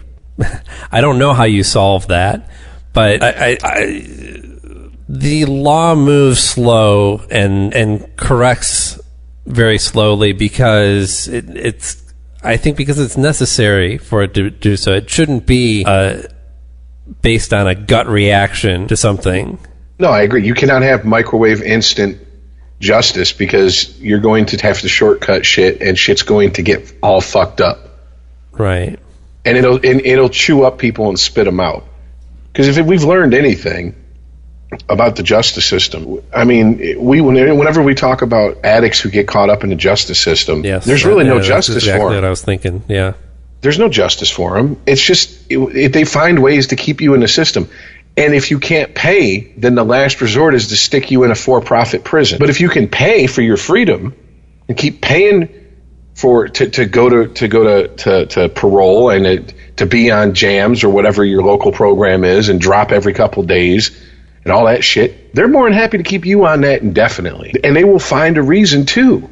I've seen it happen to people that got caught with joke amounts of weed who absolutely went cold turkey, which is insane that you could even use that with weed. It's not like you're going to have withdrawals or anything. But stopped smoking, stopped everything. And then they go, okay, here's your last visit. You dropped. Here's your last thing. You're clean. You're good. You're off parole or probation. Have a nice life. And then they get a fucking letter in the mail 2-3 weeks later that says you have 48 hours from when you receive this letter to report for this, and if you don't, you go back on probation. Oh, and by the way, when they go back in on probation, first thing they do is hand them a cup, piss in this. Now, what are the odds if you're a weed smoker and you had to go 6 months, a year without smoking, that once they give you your free and clear, that you ain't going to have fucking a Cheech and Chong fucking smoke fest? Fuck yeah. Of course you are. And so they know that. So what do? They give you enough time to hang yourself, then they give you the cup, and then they go, oh, it's crazy. Do you got money to go back on probation? Because if you don't, I don't know. Better work on your shit pussy muscles because you're going upstate. And I mean, it's such a wordsmith. I'm with you. And the older I get, the more I see, as I was younger, I had very much the mindset of if something's wrong, let's make a law against it. But then I realized people who are outlaws, look at the word outlaw, outside of the law. They don't give a fuck about the law. They don't listen to the law. It doesn't matter. It's the person who didn't do anything, who is absolutely positively not a law-abiding citizen, who ends up getting fucked over because more of their rights get taken away. And meanwhile, people who don't give a fuck about the law are out there doing whatever the fuck they were going to do anyways. And once again, it goes back to balance. And the problem, I keep going back to this when we get on these big conversations. Problem is we have too many people moving to the fringes of this fucking scale societal scale we live on. And we need more people in the middle because that's the only way you're going to have balance. You got to have it. You want the scales to be even. You don't want it tipped too much in one side's favor because then you get people who are drunk with power. Talking to my brother, he's a work in progress. That's what I call him. Because his views evolve and change almost on a weekly, monthly basis, however often we talk, which is a good thing. But he's still hung up on this, well, communism may be bad, but socialism's good. And I say, well, where has it ever really worked? Point to me where it's worked. And he goes, well, it's not been done properly. And, one of the things because I started looking it up, okay, it's not been done properly. And one of the best explanations from someone you mentioned in the group chat, Chris, Dr. Jordan Peterson, I'm sorry, was that funny? Did I miss something here? No, it just cracks me up because that argument could be used to justify anything. Like, look, Nazism isn't bad. They were just doing it wrong. I understand. But, I mean, let's be honest. I got you. But, Jordan Peterson put it in this way. He said the problem with socialism and communism is that, one, you have to have everybody rowing at the exact same time for it to work. And you might be able to get that to happen. The problem is the people who find a way to profit off of not rowing, but by convincing everyone else that they're doing their fair share at the same time. And it's ripe for corruption. Not saying capitalism isn't. Well, look, socialism does work. It works in countries where people are willing to pay a lot more in taxes and have a lot less personal freedom. In those cases, it works. I mean, but the personal freedom I'm talking about is not you have to go to this hospital because you live in this area or you work in this area when you get hurt. Personal freedom that pisses me off that seems to get taken up and lost in socialism, communism is you can't say this. You can't promote this. You can't make a joke about this. Sure. Yeah. It becomes totalitarianism. And I can't get down with anything that's that easily and that few steps from one to the other. As fucked up and as flawed as our system is, we still, once again, none of us have had our door kicked in by the FBI for this podcast. I don't think we get away with it very long in China and North Korea. No, absolutely. Been like one episode. First episode, last episode. Yeah. Every system of government has been a balance of protection versus freedom, right? And that balance works out differently for some people. I want to stay in the U.S. I don't want to go to a socialist country. I want to continue to enjoy the freedoms that I have in this country. I'm with you. I'm not saying, I don't look at the Netherlands and say that system's fucked. That those people are okay with that. That's fine.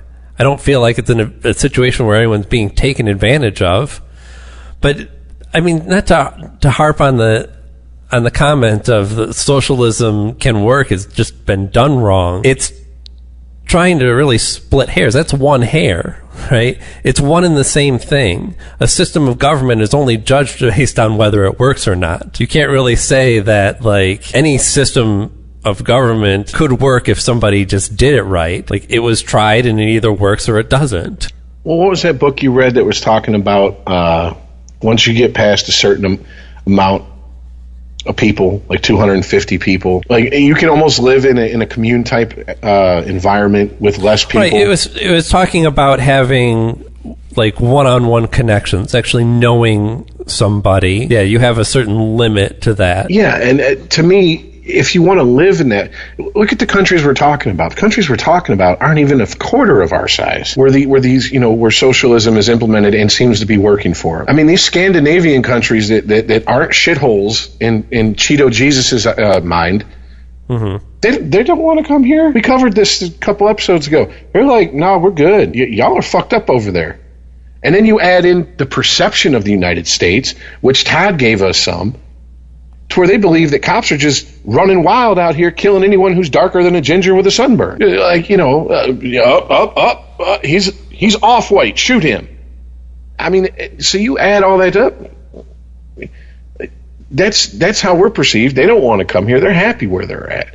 And then I look at the prisons they have and how they're run versus the prisons we have and the shit that's allowed and encouraged to happen in the prisons we have. And I go, Jesus Christ, no wonder they're more of a civilized society. Because your average criminal is treated, and when I say average, I'm not talking murderers, rapists, and child molesters. Those are the worst humanity has to offer. So fuck you if you think I'm talking about them. Get that out of your fucking mind. I'm talking about your average criminal. Someone who fucked up, got desperate, committed a crime, and is paying for it. They're still treated as a human fucking being. Right. I work with a guy from the Netherlands, actually, and we've talked about this, the idea that the prisons there, their goal is actual rehabilitation and get that person functioning in society ASAP. Get them a skill, give them some self-worth, give them some reason to want to get back and participate in society. And our system does the exact opposite. Even just set aside the fact that it is crime college in America, that prisons teach people how to be criminals. It also does everything it can to dehumanize that person because I don't know, like our perception of it is that is the punishment, that you should be dehumanized for what you did. And no, the isolation and restriction of freedom is the punishment. The dehumanization is what guarantees that person is going to commit more crimes if they are ever let out. Because what the fuck do they have to lose? They already can't get a decent loan. They can't get a decent apartment. They can't get the good job. They literally cannot. It's not about whether they have opportunities or not. They can try and lie. They can not put the shit on their resume or something, but it's going to come back and bite them in the ass. Yeah, ask the guy who got deported 30 years after his parents brought him here how being a model American citizen and keeping your nose fucking clean worked for him.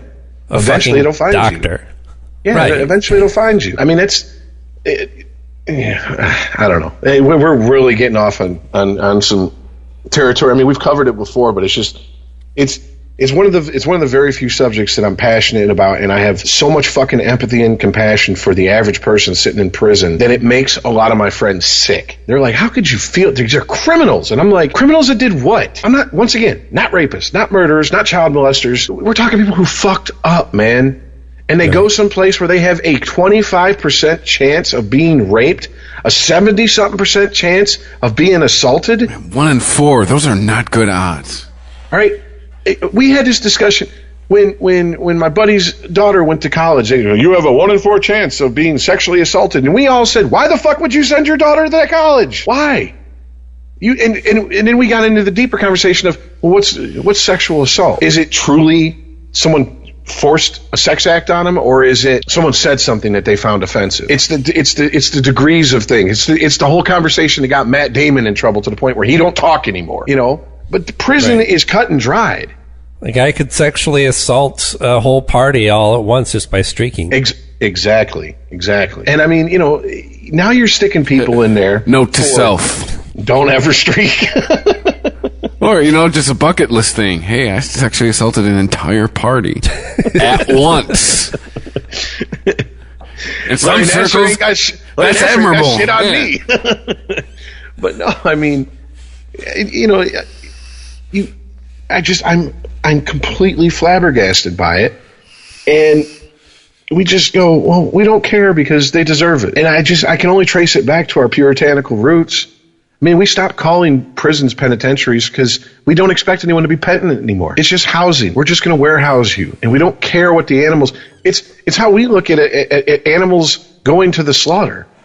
We don't care if a bunch of pigs are living together and one pig rapes another. We don't care because bacon tastes wonderful. We don't care if a bunch of criminals get together and fucking kill each other because, hey, we're making money off this. Right. There's a profit. We talk about being soft on crime or hard on crime, which means either we want to be more forgiving or less forgiving of criminals. And I don't know, it's ridiculous. You know, there was a statement made years ago, not made years ago. I read years ago, and it stuck with me since I was in like single digits when I read this, and I can't remember who the quote is from. I'm going to mangle the quote again because I'm great at doing that apparently. But how we treat the least of the people in our society tells us the most about ourselves. Yeah. When you have no reason to treat someone good, when I see people who have no reason to treat someone good and they do, part of my brain, I hate this part of my brain, but a small part of it, the first thing that flashes in is sucker. Look at that sucker. But then I realize, wait a minute, that's just another human fucking being. That's just human fucking compassion. And when I see people who suck up to people who can harm them or move them forward or whatever, that's seen as, oh, that's playing the game. Well, we've got it backwards. You know, Rich, when you brought up the idea that people can't have more than a set number of personal connections, right? That was in Sapiens. Yes, thank you. Noah Yuval or Harari, I can never remember his full name. But anyway, that was brought up in context of where our institutions come from. You know, it started with religions, but now is more about governments and ideals like liberal humanism. That the reason that we have these structures is so that we can identify with somebody else, you know, so that I can say, you know, I'm a liberal, and you can say, I'm a liberal too. Oh, we must share certain ideals. We have these things in common. We are on the same team, right? So we are able to form these bigger structures and that form these governments. So that's the thing is that we're all forming our own separate structures. You know, we may feel like we have all contributed to the structure of the American government, but really we're more invested in the substructure of liberal or conservative or whatever side it is that you've picked. So, you know, if you say I'm liberal and I say I say I'm liberal and you say you're liberal, we're on the same team, and that conservative is not on our team. He is not part of the structure so we don't have any connection to that person unless we personally know them. So I mean, I don't know what the bigger point there is. Is that maybe, I maybe think we should just all believe in America and stop dividing everything down left and right? We gotta stop making everything us versus them. We distill everything down to us versus them. The bigger point that I take from it is government has figured out that we need to have a boogeyman outside of ourselves to constantly fight, to have a war of something, whether it be a war on drugs. You have to have a devil. You have to have consequences. To me, the only acceptable perpetual war in the United States that I can see is okay to fight is the constant struggle between the government and personal freedom. Because that war, that conflict is worth fighting for constantly. And you're going to take losses, and you're going to have to concede fucking land and areas. It's the nature of a struggle. But the point is, they don't want us doing that. If we got drugs, terrorism, Muslims, brown people, black people, whatever to be afraid of, then we don't care. We no longer say, wait a minute, hold on. What the fuck are you doing in my name? What the fuck rights are you trying to take from me today? Trying to backdoor it in on some bill? That's the bigger thing I take from it. And that's not a left nor right issue. That is the human instinct to be free versus the right. Well, the knowledge that you need a structure. And until religion isn't going to be that structure, because we already splintered into 1 million different religions, or 2,000 or whatever there is. We fucked that up beyond, there's no going back. So that to me is the only struggle I can see where people go, well, what war would you fight perpetually? That'd be one to use a term that was hot a few months ago. I'm willing to die on that hill. I'm not willing to die for war on terror, war on drugs, war on fast food. Fuck all that shit. That's you're shining brass on the Titanic, man. You're staring at the tree missing the forest. That's how I look at it. So that's the bigger issue I take from it. And I understand in a smaller group, it's easier to focus and know everybody. And when you know people on a one-on-one basis, it's right, no longer. The structures are based on trust. You have to be able to trust somebody to do business with them, to have transactions with them. I have to trust that if I send you this check, that you're going to send me something back for that. I'm going to get my headphones in the mail or something like that. And if you can't base that trust off of personally knowing somebody, then you have to trust that they are invested in the system. Right? The system being, in this case, if I send the check, if I pay for headphones and they don't show up, I'm going to give that person a negative rating online, and that may negatively affect their business. Yeah, I mean, perfect case in point. Just sold an amp online. Pretty expensive amp. Mm-hmm. Third-party website that I sold it through, he sent the money to him. They contacted me. We confirmed we have the money. We have your routing number for your account. When he confirms delivery, we'll release the money to your bank.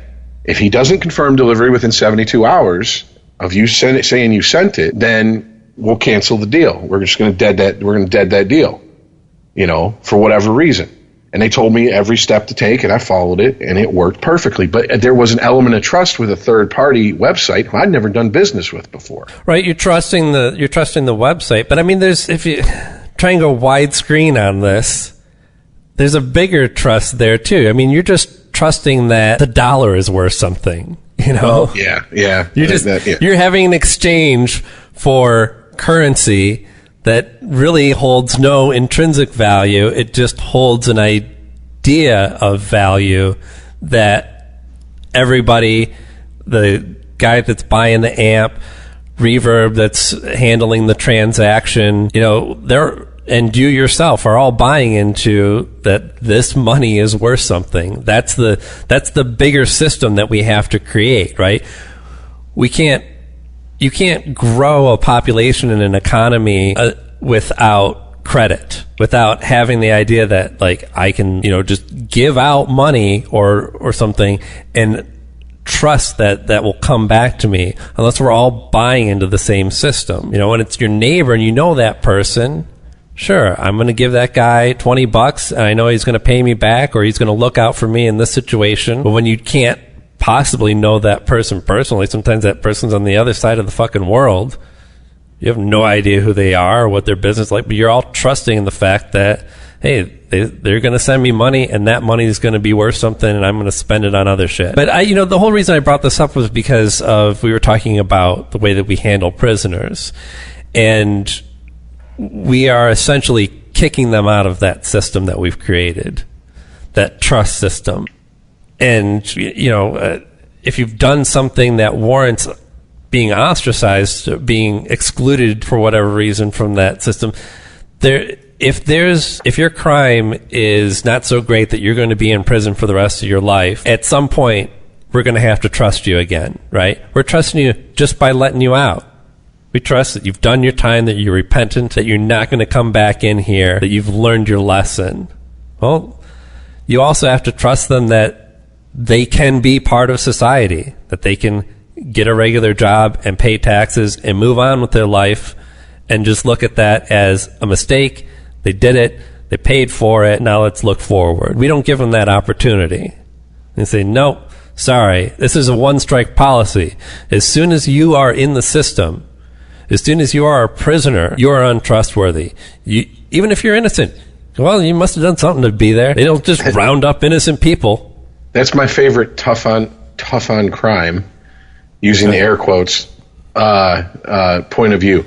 Well, just because you're innocent of this doesn't mean you didn't do something to deserve to go to prison some other time. Well, right, okay, how far do you want to take that? Because eventually everybody deserves to be killed.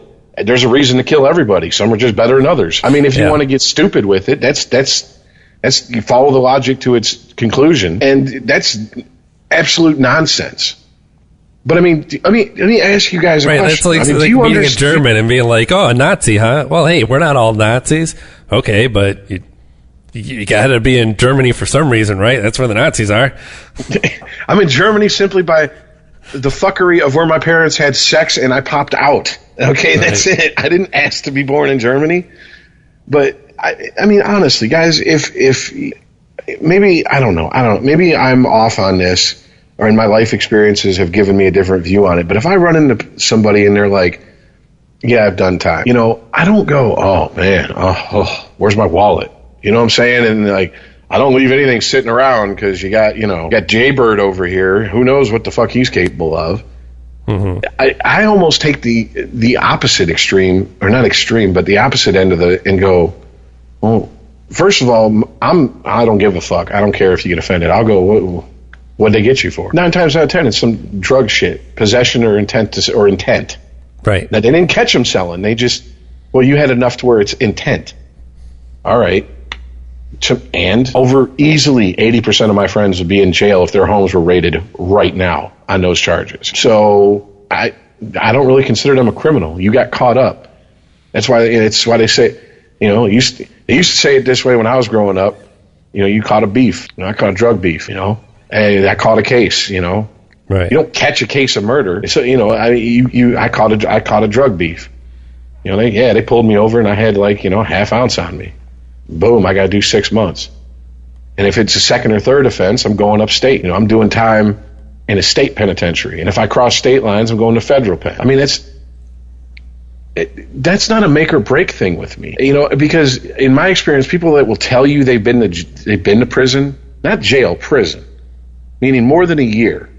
Because I know a lot of people have been to jail, but I don't consider it. But they were never even convicted. They just couldn't pay their their fine for a driving violation.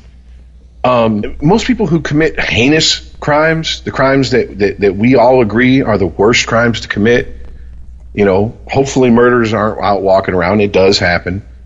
But, rapists, not all rapists, most rapists don't go to jail for the rest of their lives. Most child molesters don't go to jail for the rest of their lives. They're not going to tell you they've been to jail in the first place.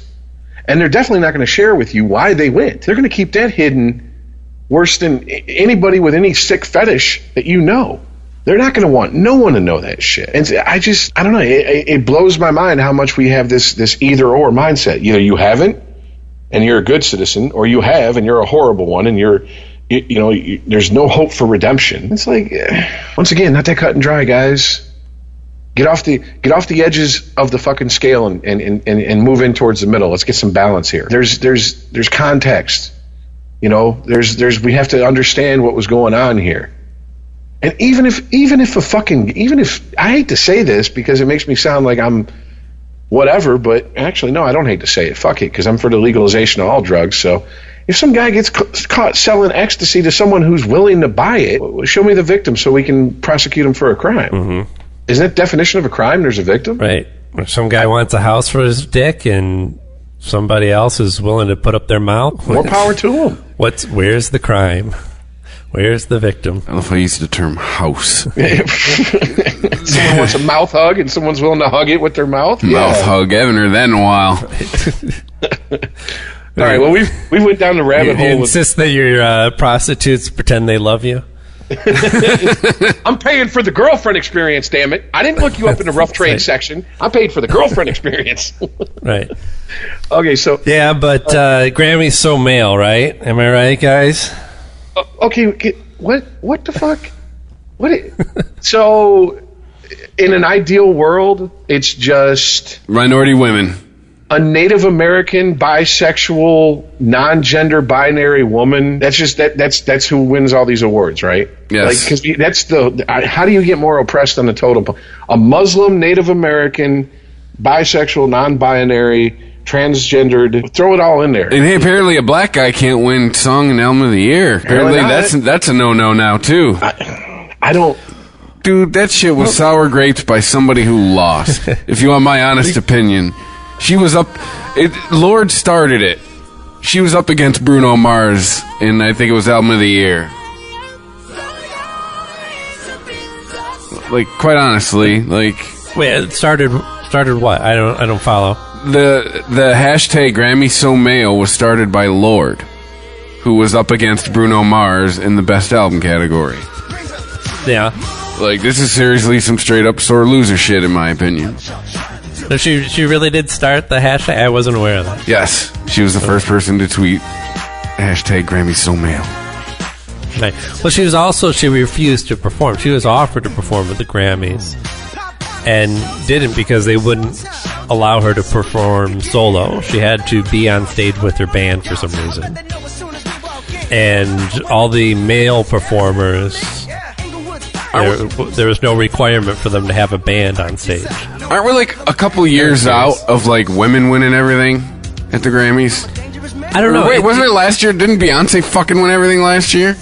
It's weird to me that the actual Grammy Awards themselves are always so political when there's no surprises coming out of the Grammys, right? There's no awards being given out at the Grammys to some dark horse candidate who just comes out of nowhere. No, this is all shit that's been shoved down our throats via radio and TV commercials and spots on dramas and whatnot for the last year or more. There's no surprise who's fucking sweeping the Grammys. It's fucking Bruno Mars. Of course it is, because every one of his songs go to number one. Everybody fucking loves him. So this idea that, like, the Grammys are the ones that are so male or so anything is ridiculous. It's the industry. It's right there in front of you. That what a whole year went by with all these male artists outselling a lot of female artists, and nobody had shit to say about it. Mm-hmm. It's the Grammys that are the problem. Why are the Grammys the problem? The Grammys are nothing. The Grammys are not the industry. The Grammys are a fucking joke. I know that we already talked about all the nominees and everything, but honestly, that's the only part of it that's interesting to me. This is my chance to go, okay, what's the current state of popular music in one story that I can read? Grammy nominees. There you go. That's interesting to me. I want, just test the winds there. See what's up. Maybe you come across something that you were unfamiliar with and is actually worth listening to. But mostly it's just Yeah, that makes sense because those are the songs that have been pervasive everywhere I fucking go. So the Grammys aren't breaking new ground with artists. They're not propping anybody up. They're merely tipping the hat to people who have already made their millions of dollars on these songs and albums. When is the last time? And it's more a reflection of record sales than it is anything. Yeah, exactly. It's awards for commerce, really. When is the last time you guys remember an award show, not necessarily the Grammys or the American Music Awards, I believe is based, like there's no pretense about it. It's just based strictly on sales. Right. Like they make no bones about it. They're not even trying to claim like artistic whatever. They're just, this is who's sold the most. We're going to put them up and then their peers are going to vote on it. But out of any major award show, there was like a, holy shit, that one? I mean, I like thinking back, I got to go back to like, really showing my age with this one. When Neil Young won Video of the Year at the MTV Video Music Awards for This Note's for You. And he was up against like, I think that was the year that he was up against like Sledgehammer by Peter Gabriel. And, so that to give you the time period. And there was like a big stink. And the people that voted at MTV and shit said, well, artistically, it was a great satire of everything going on in the rock world right now. I mean, if you want to get to the technical aspect of videos, yeah, Sledgehammer won that award. It's not technically the greatest video of the year. Neil Young's This Note's for You. But overall, they felt it was artistically superior to... Right, because of its impact. Well, I guess you could say politically. I mean, yeah. Because all music is political. But I mean, that was the 80s and there was that big stink about it. Yeah. And then we drifted into the Milli Vanilli era where it was like, you got to be shitting me, right? Really? Milli Vanilli won Best New Artist, Record of the Year, all that shit. And then that poorly kept secret that it was all studio fuckery came out and was confirmed. And then it was like this, okay, now we're going to try to get people like, we're going to go for we're going to get like, and that was the same period of time that Jethro Tull won Best Metal Performance. Yeah, up against the Black Album, I believe. It was Injustice for All. But yeah. And so, I mean, there was this period where they tried to get like super artsy-fartsy, like we want to get the best of the mainstream people who have the most integrity as far as, appearance of. And then it was like, then the 2000s happened and it just went back to... Nope, to commerce. Yeah. Just dance for us, lip sync, we don't care. I mean, I don't know how anyone takes the Grammys and takes it that seriously. What it really is it seems to me is the Grammys and the Oscars, these were drama and music nerds growing up. And they got shit on. And now they got some power. Now they got popular. And now they're pissed off because no one's fucking patting them on the back as much as they think they deserve. And ultimately, what they're all losing sight of is art is subjective. And to give an award away for something as subjective as art is meaningless in the first place.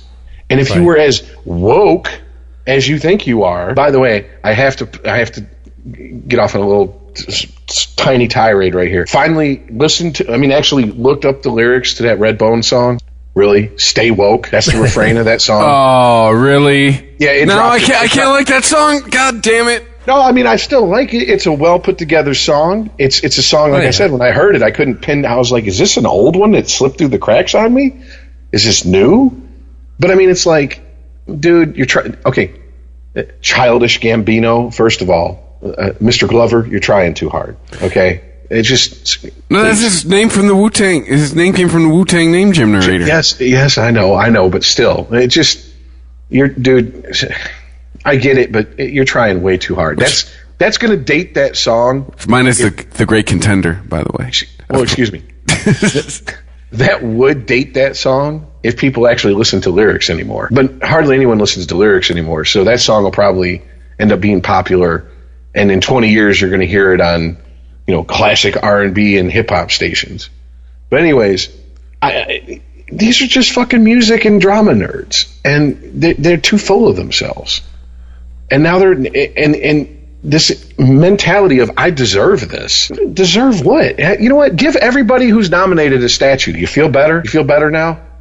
Like, the way I feel about a Grammy is what I saw in the documentary Pearl Jam 20. They go to fucking Stone Gossard's house, and he goes in his basement in a little room tucked away in the corner, and he's like, this is where I keep all my memorabilia. And literally Cameron Crowe walks over while he's talking about some other piece of memorabilia he has from the Mother Love Bone days, and he picks up a Grammy and he blows like a half inch of dust off it, and he goes, oh yeah, that's where I put those. Exactly. What the fuck does it, that doesn't... Look at all the artists who haven't won Grammys. And and what do the Grammys do? They try to tack on, oh, we're sorry about that. We're going to give you a Lifetime Achievement Award. I don't want your consolation prize. I didn't want bullshit in the first place. Because hindsight is 20/20, and we realize that you actually were making good music all along. We just didn't care. Did the Beatles ever win a Grammy while they were together? But right. You know, I mean, even if you just want to go from a technical standpoint, look at the albums that won Grammys for technical ability in the late 60s versus the albums that should have won. I mean, you could take an engineer and a producer like Eddie Kramer and put him up against producer of, you know, some bubblegum, you know, yummy, yummy, yummy, I got love in my tummy shit. And he blows them off the map from a technical standpoint. But they didn't give the award for that. It was, once again, a popularity contest. And these are the nerds that got popular, and now they're pissed off. And what's the easiest way to get pissed off? Well, if you're one of these troglodytes who happen to be male, well, we're going to throw that out there. It's getting old, and it's been old. And I can't even anyone who gets on that train, I can't even look at him seriously anymore. I mean, I don't know if you guys heard about it, but the BBC, one of their female on-air personalities, resigned because she found out she wasn't making as much as her male coworkers.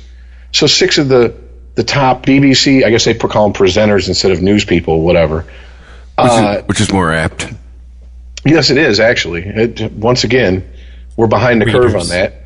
Yeah. No, like your boy in, what's that show, Aaron? He says, people want to hear me read the news. Right. We got to get back to what we used to do. Read the news to people on TV. But six of the top male presenters on BBC, they all took a pay cut, and all these feminists stood up and clapped. And I'm like, you're a hero. You're making less money because you're a dummy. I'm gonna say this because fuck it, I said it, and I'm gonna own it. I said this like a year ago on one of these shows. I said, watch, this will be how they start defining equality. Instead of going, this person is paid this much, and I deserve to be paid as much as them, they're going to start saying, well, we're only going to pay the women this much, so we're only going to pay the men what we pay the women. And we're going to call it equality, and you're going to clap because you're stupid, and meanwhile, we're going to stick the rest of the money in our pockets. How is that equality? Yeah, if I was one of the other people, I'd have said, don't look up to this person. They just walked away from an opportunity most people would kill for. But another thing that never came into the conversation was ratings, seniority, education. Well, that's the stuff that's never brought up here. What was the latest one here with the wage thing? And it was basically, it came down to this person's more, what's her name? Monique. Oh, please, yeah. Yeah, like, bitch. That was ridiculous. It ain't 10 years ago. You do not have the weight you once did. You put yourself in the same sentence with Amy Schumer, Chris Rock, and Dave Chappelle. Get the fuck out of here. You ain't even that funny. Yeah, this ain't that popular. This ain't Soul Plane. What show was she on? Because that show was a long time ago. But once again, and maybe I'm going out on a limb. Maybe I'm going to piss people off. So fucking be it. Flip the script. Flip it. This would be war on women. War on women. If it was a bunch of women, all women nominated for album of the year, and someone had the balls to put out Grammys So Female, they'd be shouted down. How dare you? How dare you? How dare you talk shit about 52% of the world's population? We're a minority. You guys are the most... Really? Especially in Western society versus where you could be a woman in other parts of this fucking world. You want to bitch about so-and-so so male? Are you fucking kidding me? I mean, Yes.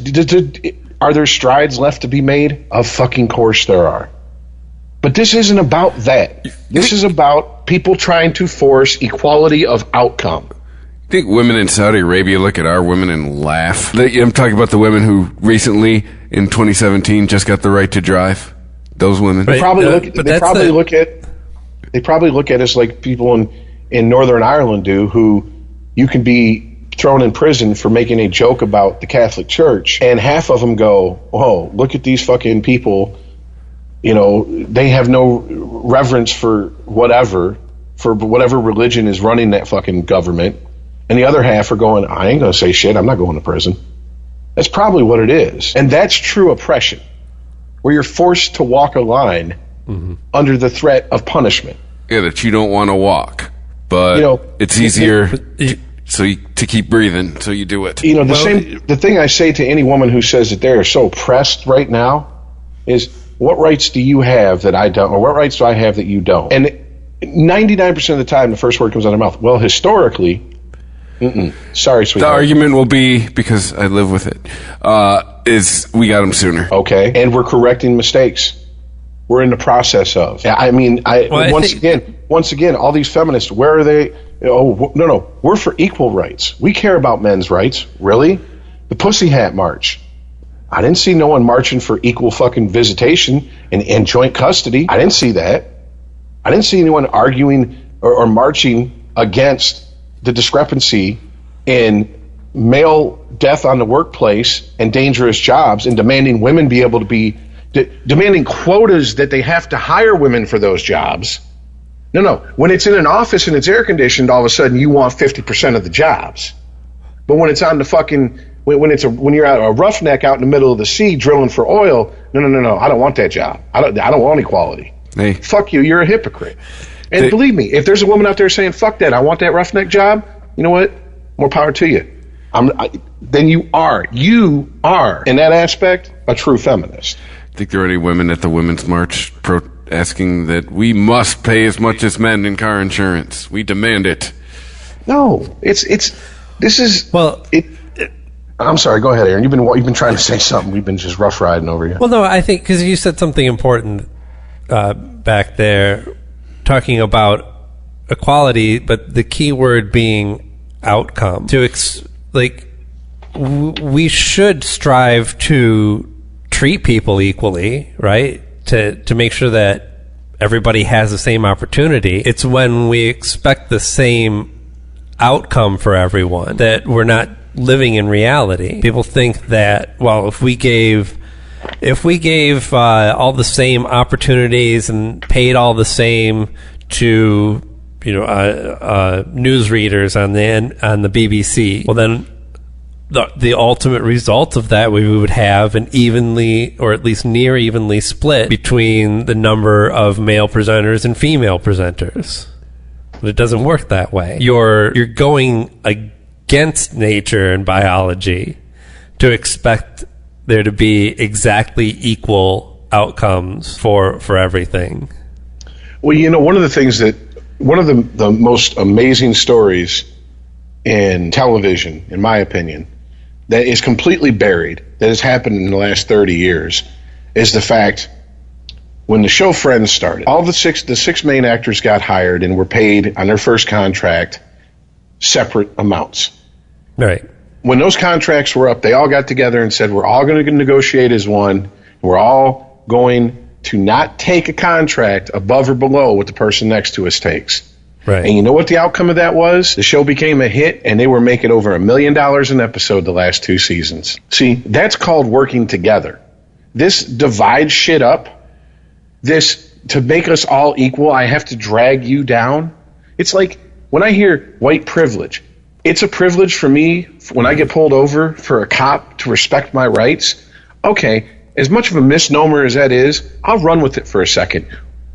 What are you fighting for? Are you fighting for me to still be treated and my rights respected as well as you? Or do you want me to get pulled over and shot because I scratched my nose and the cop was scared of me? Because there's too much of this, well, you get to do this, and this is where we're at, so drag everyone down to us, now we're equal. Draining the lake to where all the boats are sitting on the bottom white of it. people solve your problem. Yeah, draining the lake to where everybody is sitting at the bottom of it in a boat that's absolutely useless to them now, no matter what size it is not equality. But that is this mentality that these so-called progressives have as victories these days. This is a win in the war for equality. Well, if that's your idea of a win, I shudder to think of what true victory is in your end game, because you're so short-sighted with this. I mean, I say it all the time. I don't give a fuck about gay rights, women's rights, men's rights, black rights. I give a fuck about human rights. You want to argue about, I'm this religion, I should have this right. Well, I don't give a fuck. Everybody should have the right to worship whatever religion they want, as long as they don't impose on anybody else or break the fucking law. Well, I think as, a black man, I should be able to be pulled over and treated just like your average white man does. Exactly. Why am I an asshole because my rights aren't being violated? Right. And then you're going to find out that cops are just dicks to everyone. Well, see, that's the fallacy of it. That's the fallacy of it, man. It's too many fucking Def Comedy Jams comedians in the 90s, little kids staying up watching that shit, and they put this, this bullshit narrative out there that, oh boy, I drove with my white friends and they talk like shit to the cops. Fuck you, officer. I got my rights. I know my rights. I don't know any white person I've ever been in a car with that got pulled over that did that shit. And if they did, they got treated the same. If they did, the cops wouldn't probably have a chance to treat them like some hood motherfucker doing the same thing, because I'd have went to jail for assault, because I'd have beat him until he shut his mouth. I'm not going to jail for nothing. We're all going to jail now because you opened your cock holster. I'm going to earn my trip. You saw Malcolm X 10 years ago and you're inspired right now. Shut up. Chris Rock put out, when he had the Chris Rock show in the late 90s on HBO, how not to get your ass whooped by the cops. Yes. Have a white friend. That was one of them. Don't get out of the car. Don't yell at the cops. Yeah, turn your music down. Yeah. Basically, everything that my parents... Okay, let me stop lying. My dad told me to do. My mom was hoping to collect that insurance money. But, I mean, that was... Everybody laughed, and we knew, like every other joke, it spawned from a kernel of truth. It's the truth. If you act a fool, don't expect the cops to 100% of the time put up with your bullshit. Now, why have we gone in the span of 20 years from that to I should be able to act however I want, tell cops, no, I'm not showing you my ID, I'm not getting out of the fucking car, I'm not getting off the phone, I'm not doing whatever the fuck, and expect them to go, oh, well, I'm sorry I bothered you, have a nice day. Because that's the flat out lie that is being sold to people. And I mean, okay, guys, remember when those fucking idiots were armed to the teeth and they walked into Dearborn Police Station? Yes. You know what I said when I saw that video?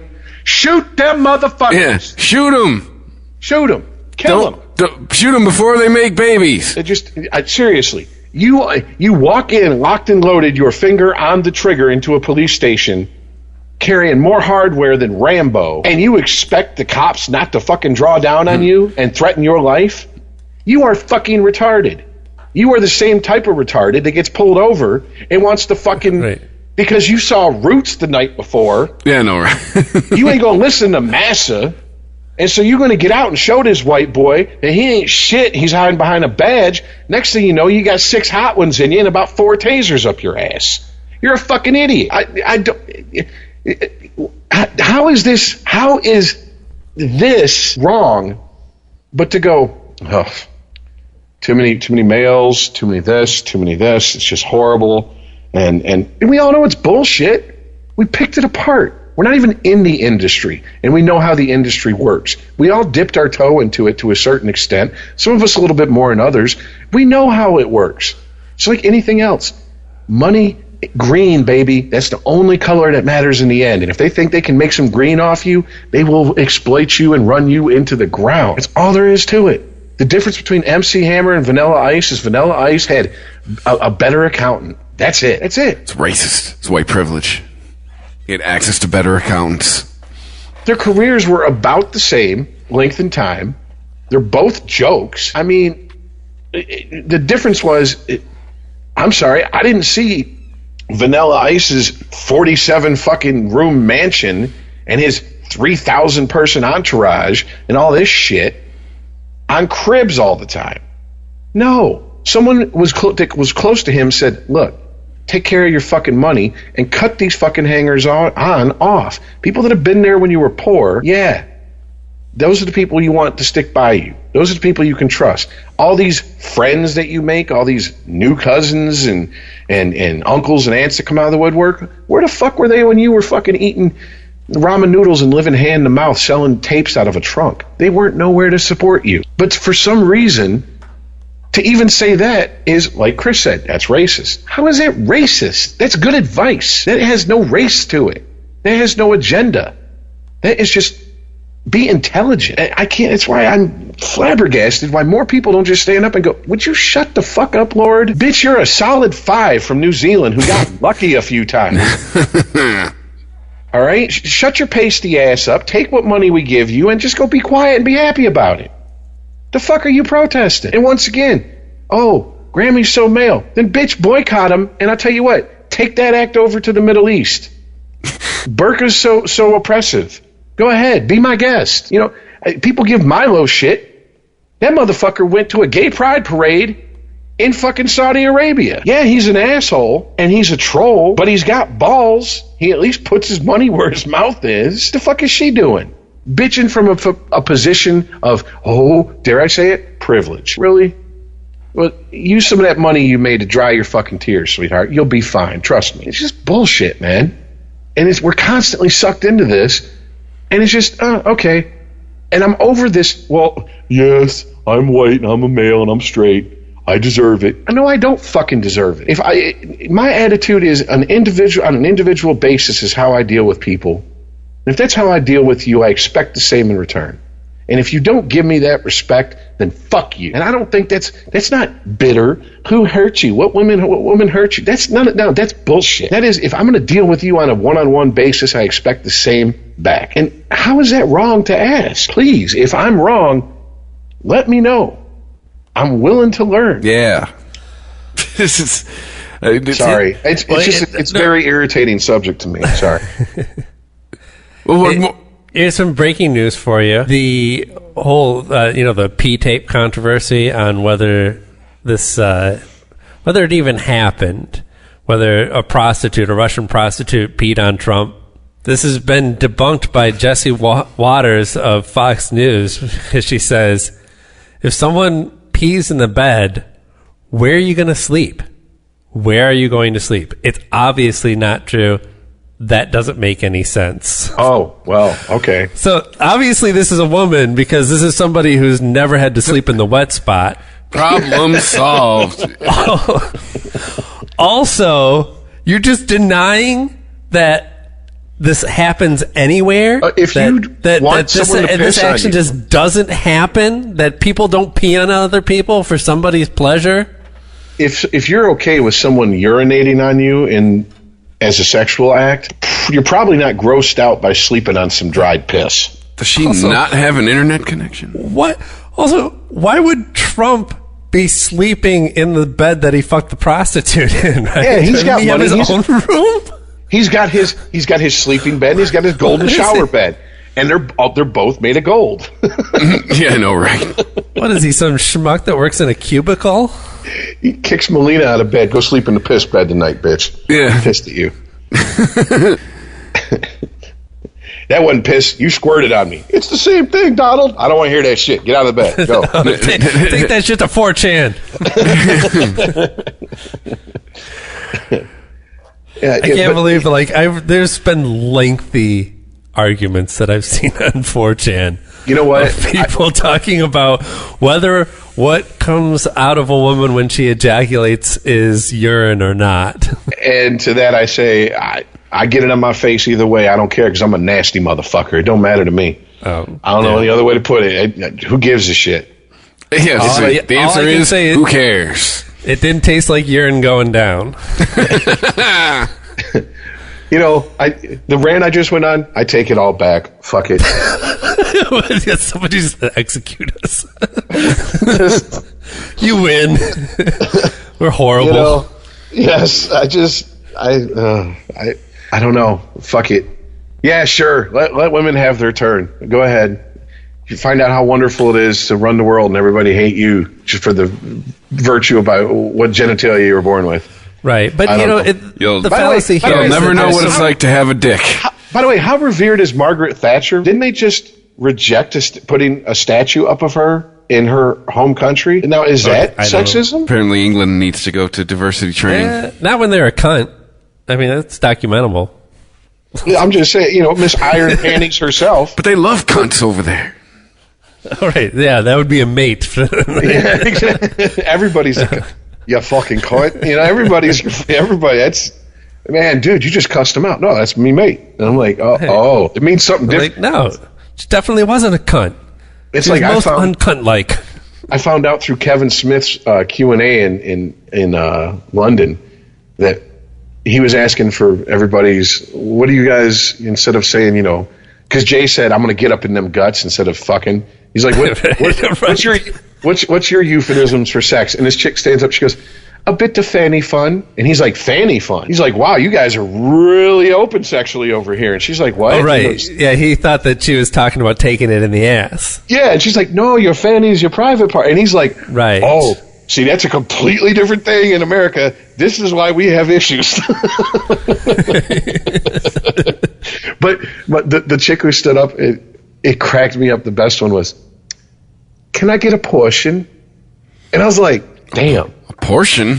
I like that. Can I? Yeah, like break me off a piece. Let me get a portion. I'm like, all right. I like that. Yeah. Oh, God. Should we end on crazy English sex euphemisms? Yeah, why not? I'm going to try that one and see if it works. Yeah, good. Next time you're really vibing with a chick, ask her for a bit of fanny fun, and she'd be like, I listened to the podcast. I thought you didn't like butt stuff. Like, no. I mean, in the English way. Yeah, well, first of all, asking for sex is for marriage. What, the first 6 months? Because after that, it's begging, isn't it? Right. Well, that's the first step. And then the final step is just, do I even need to shut the door when I jerk off to internet porn, or are you used to it by now?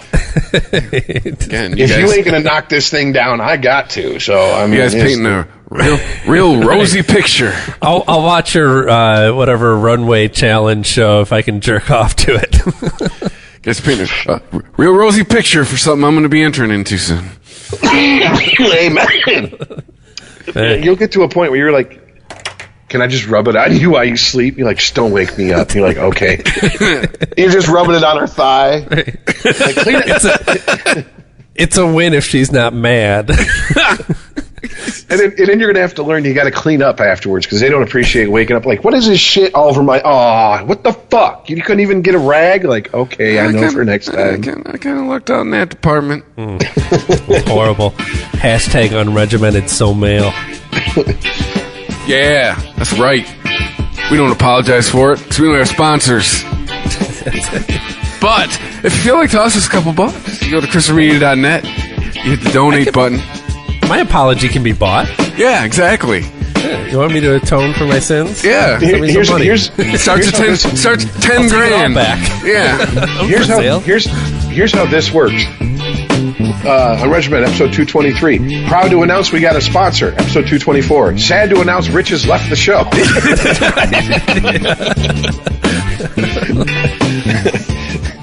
We got the list of what we can't say, and Rich was like, I'm just not going to do the show, man. There's so wait, I wasn't supposed to read that list on the show?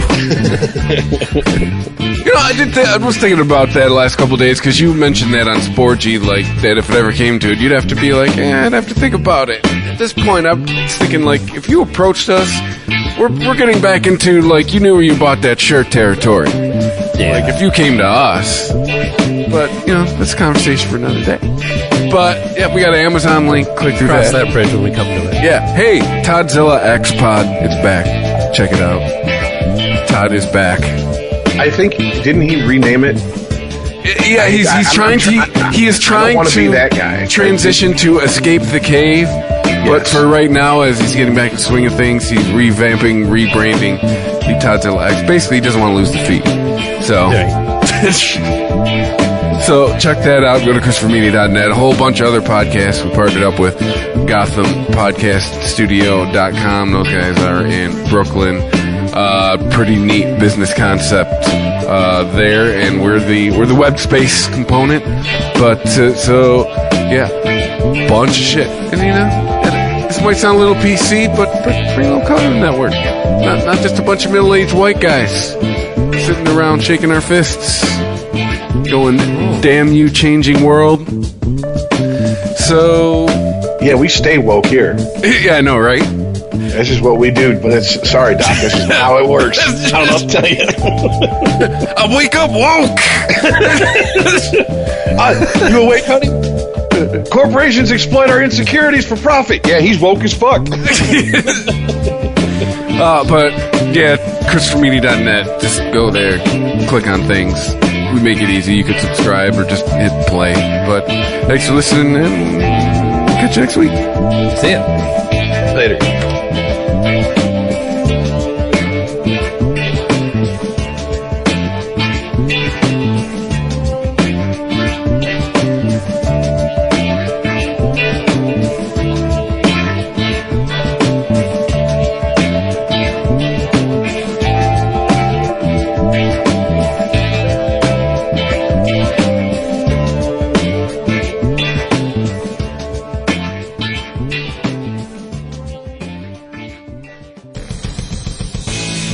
If you like this show, please tell a friend. Please follow us on Twitter and like and share us on Facebook by searching for Christopher Media. You can subscribe to all ChristopherMedia.net shows for free on ChristopherMedia.net. Please make sure to rate and comment on all your favorite Christopher Media shows. Thank you in advance for supporting Christopher Media by clicking on the PayPal button and by clicking through to all the sponsors who support ChristopherMedia.net. Thank you for visiting ChristopherMedia.net, and thank you for listening. Thank you for visiting ChristopherMedia.net. Hey, we get it. You don't want to be hearing a Progressive commercial right now, so let us tell you something you do want to hear. You are powerful. You're a warrior who bathes in your enemy's tears. Then you step out of that refreshing tear bath and into a bathrobe that somehow looks good on you. Yeah, you can pull off a robe. There. Don't you feel better? You'll also feel better when you save money for driving safely with Snapshot from Progressive. Savings you can use to buy more robes. Progressive Casualty Insurance Company and Affiliates. Snapshot not available in California, North Carolina, or from all agents. What makes Fairway the most unique market in New York City? We provide the best selection, period. 60 varieties of olives, 70 custom roasted coffees, 80 selections of fresh fish. Fairway, like no other market. Visit your local Fairway today.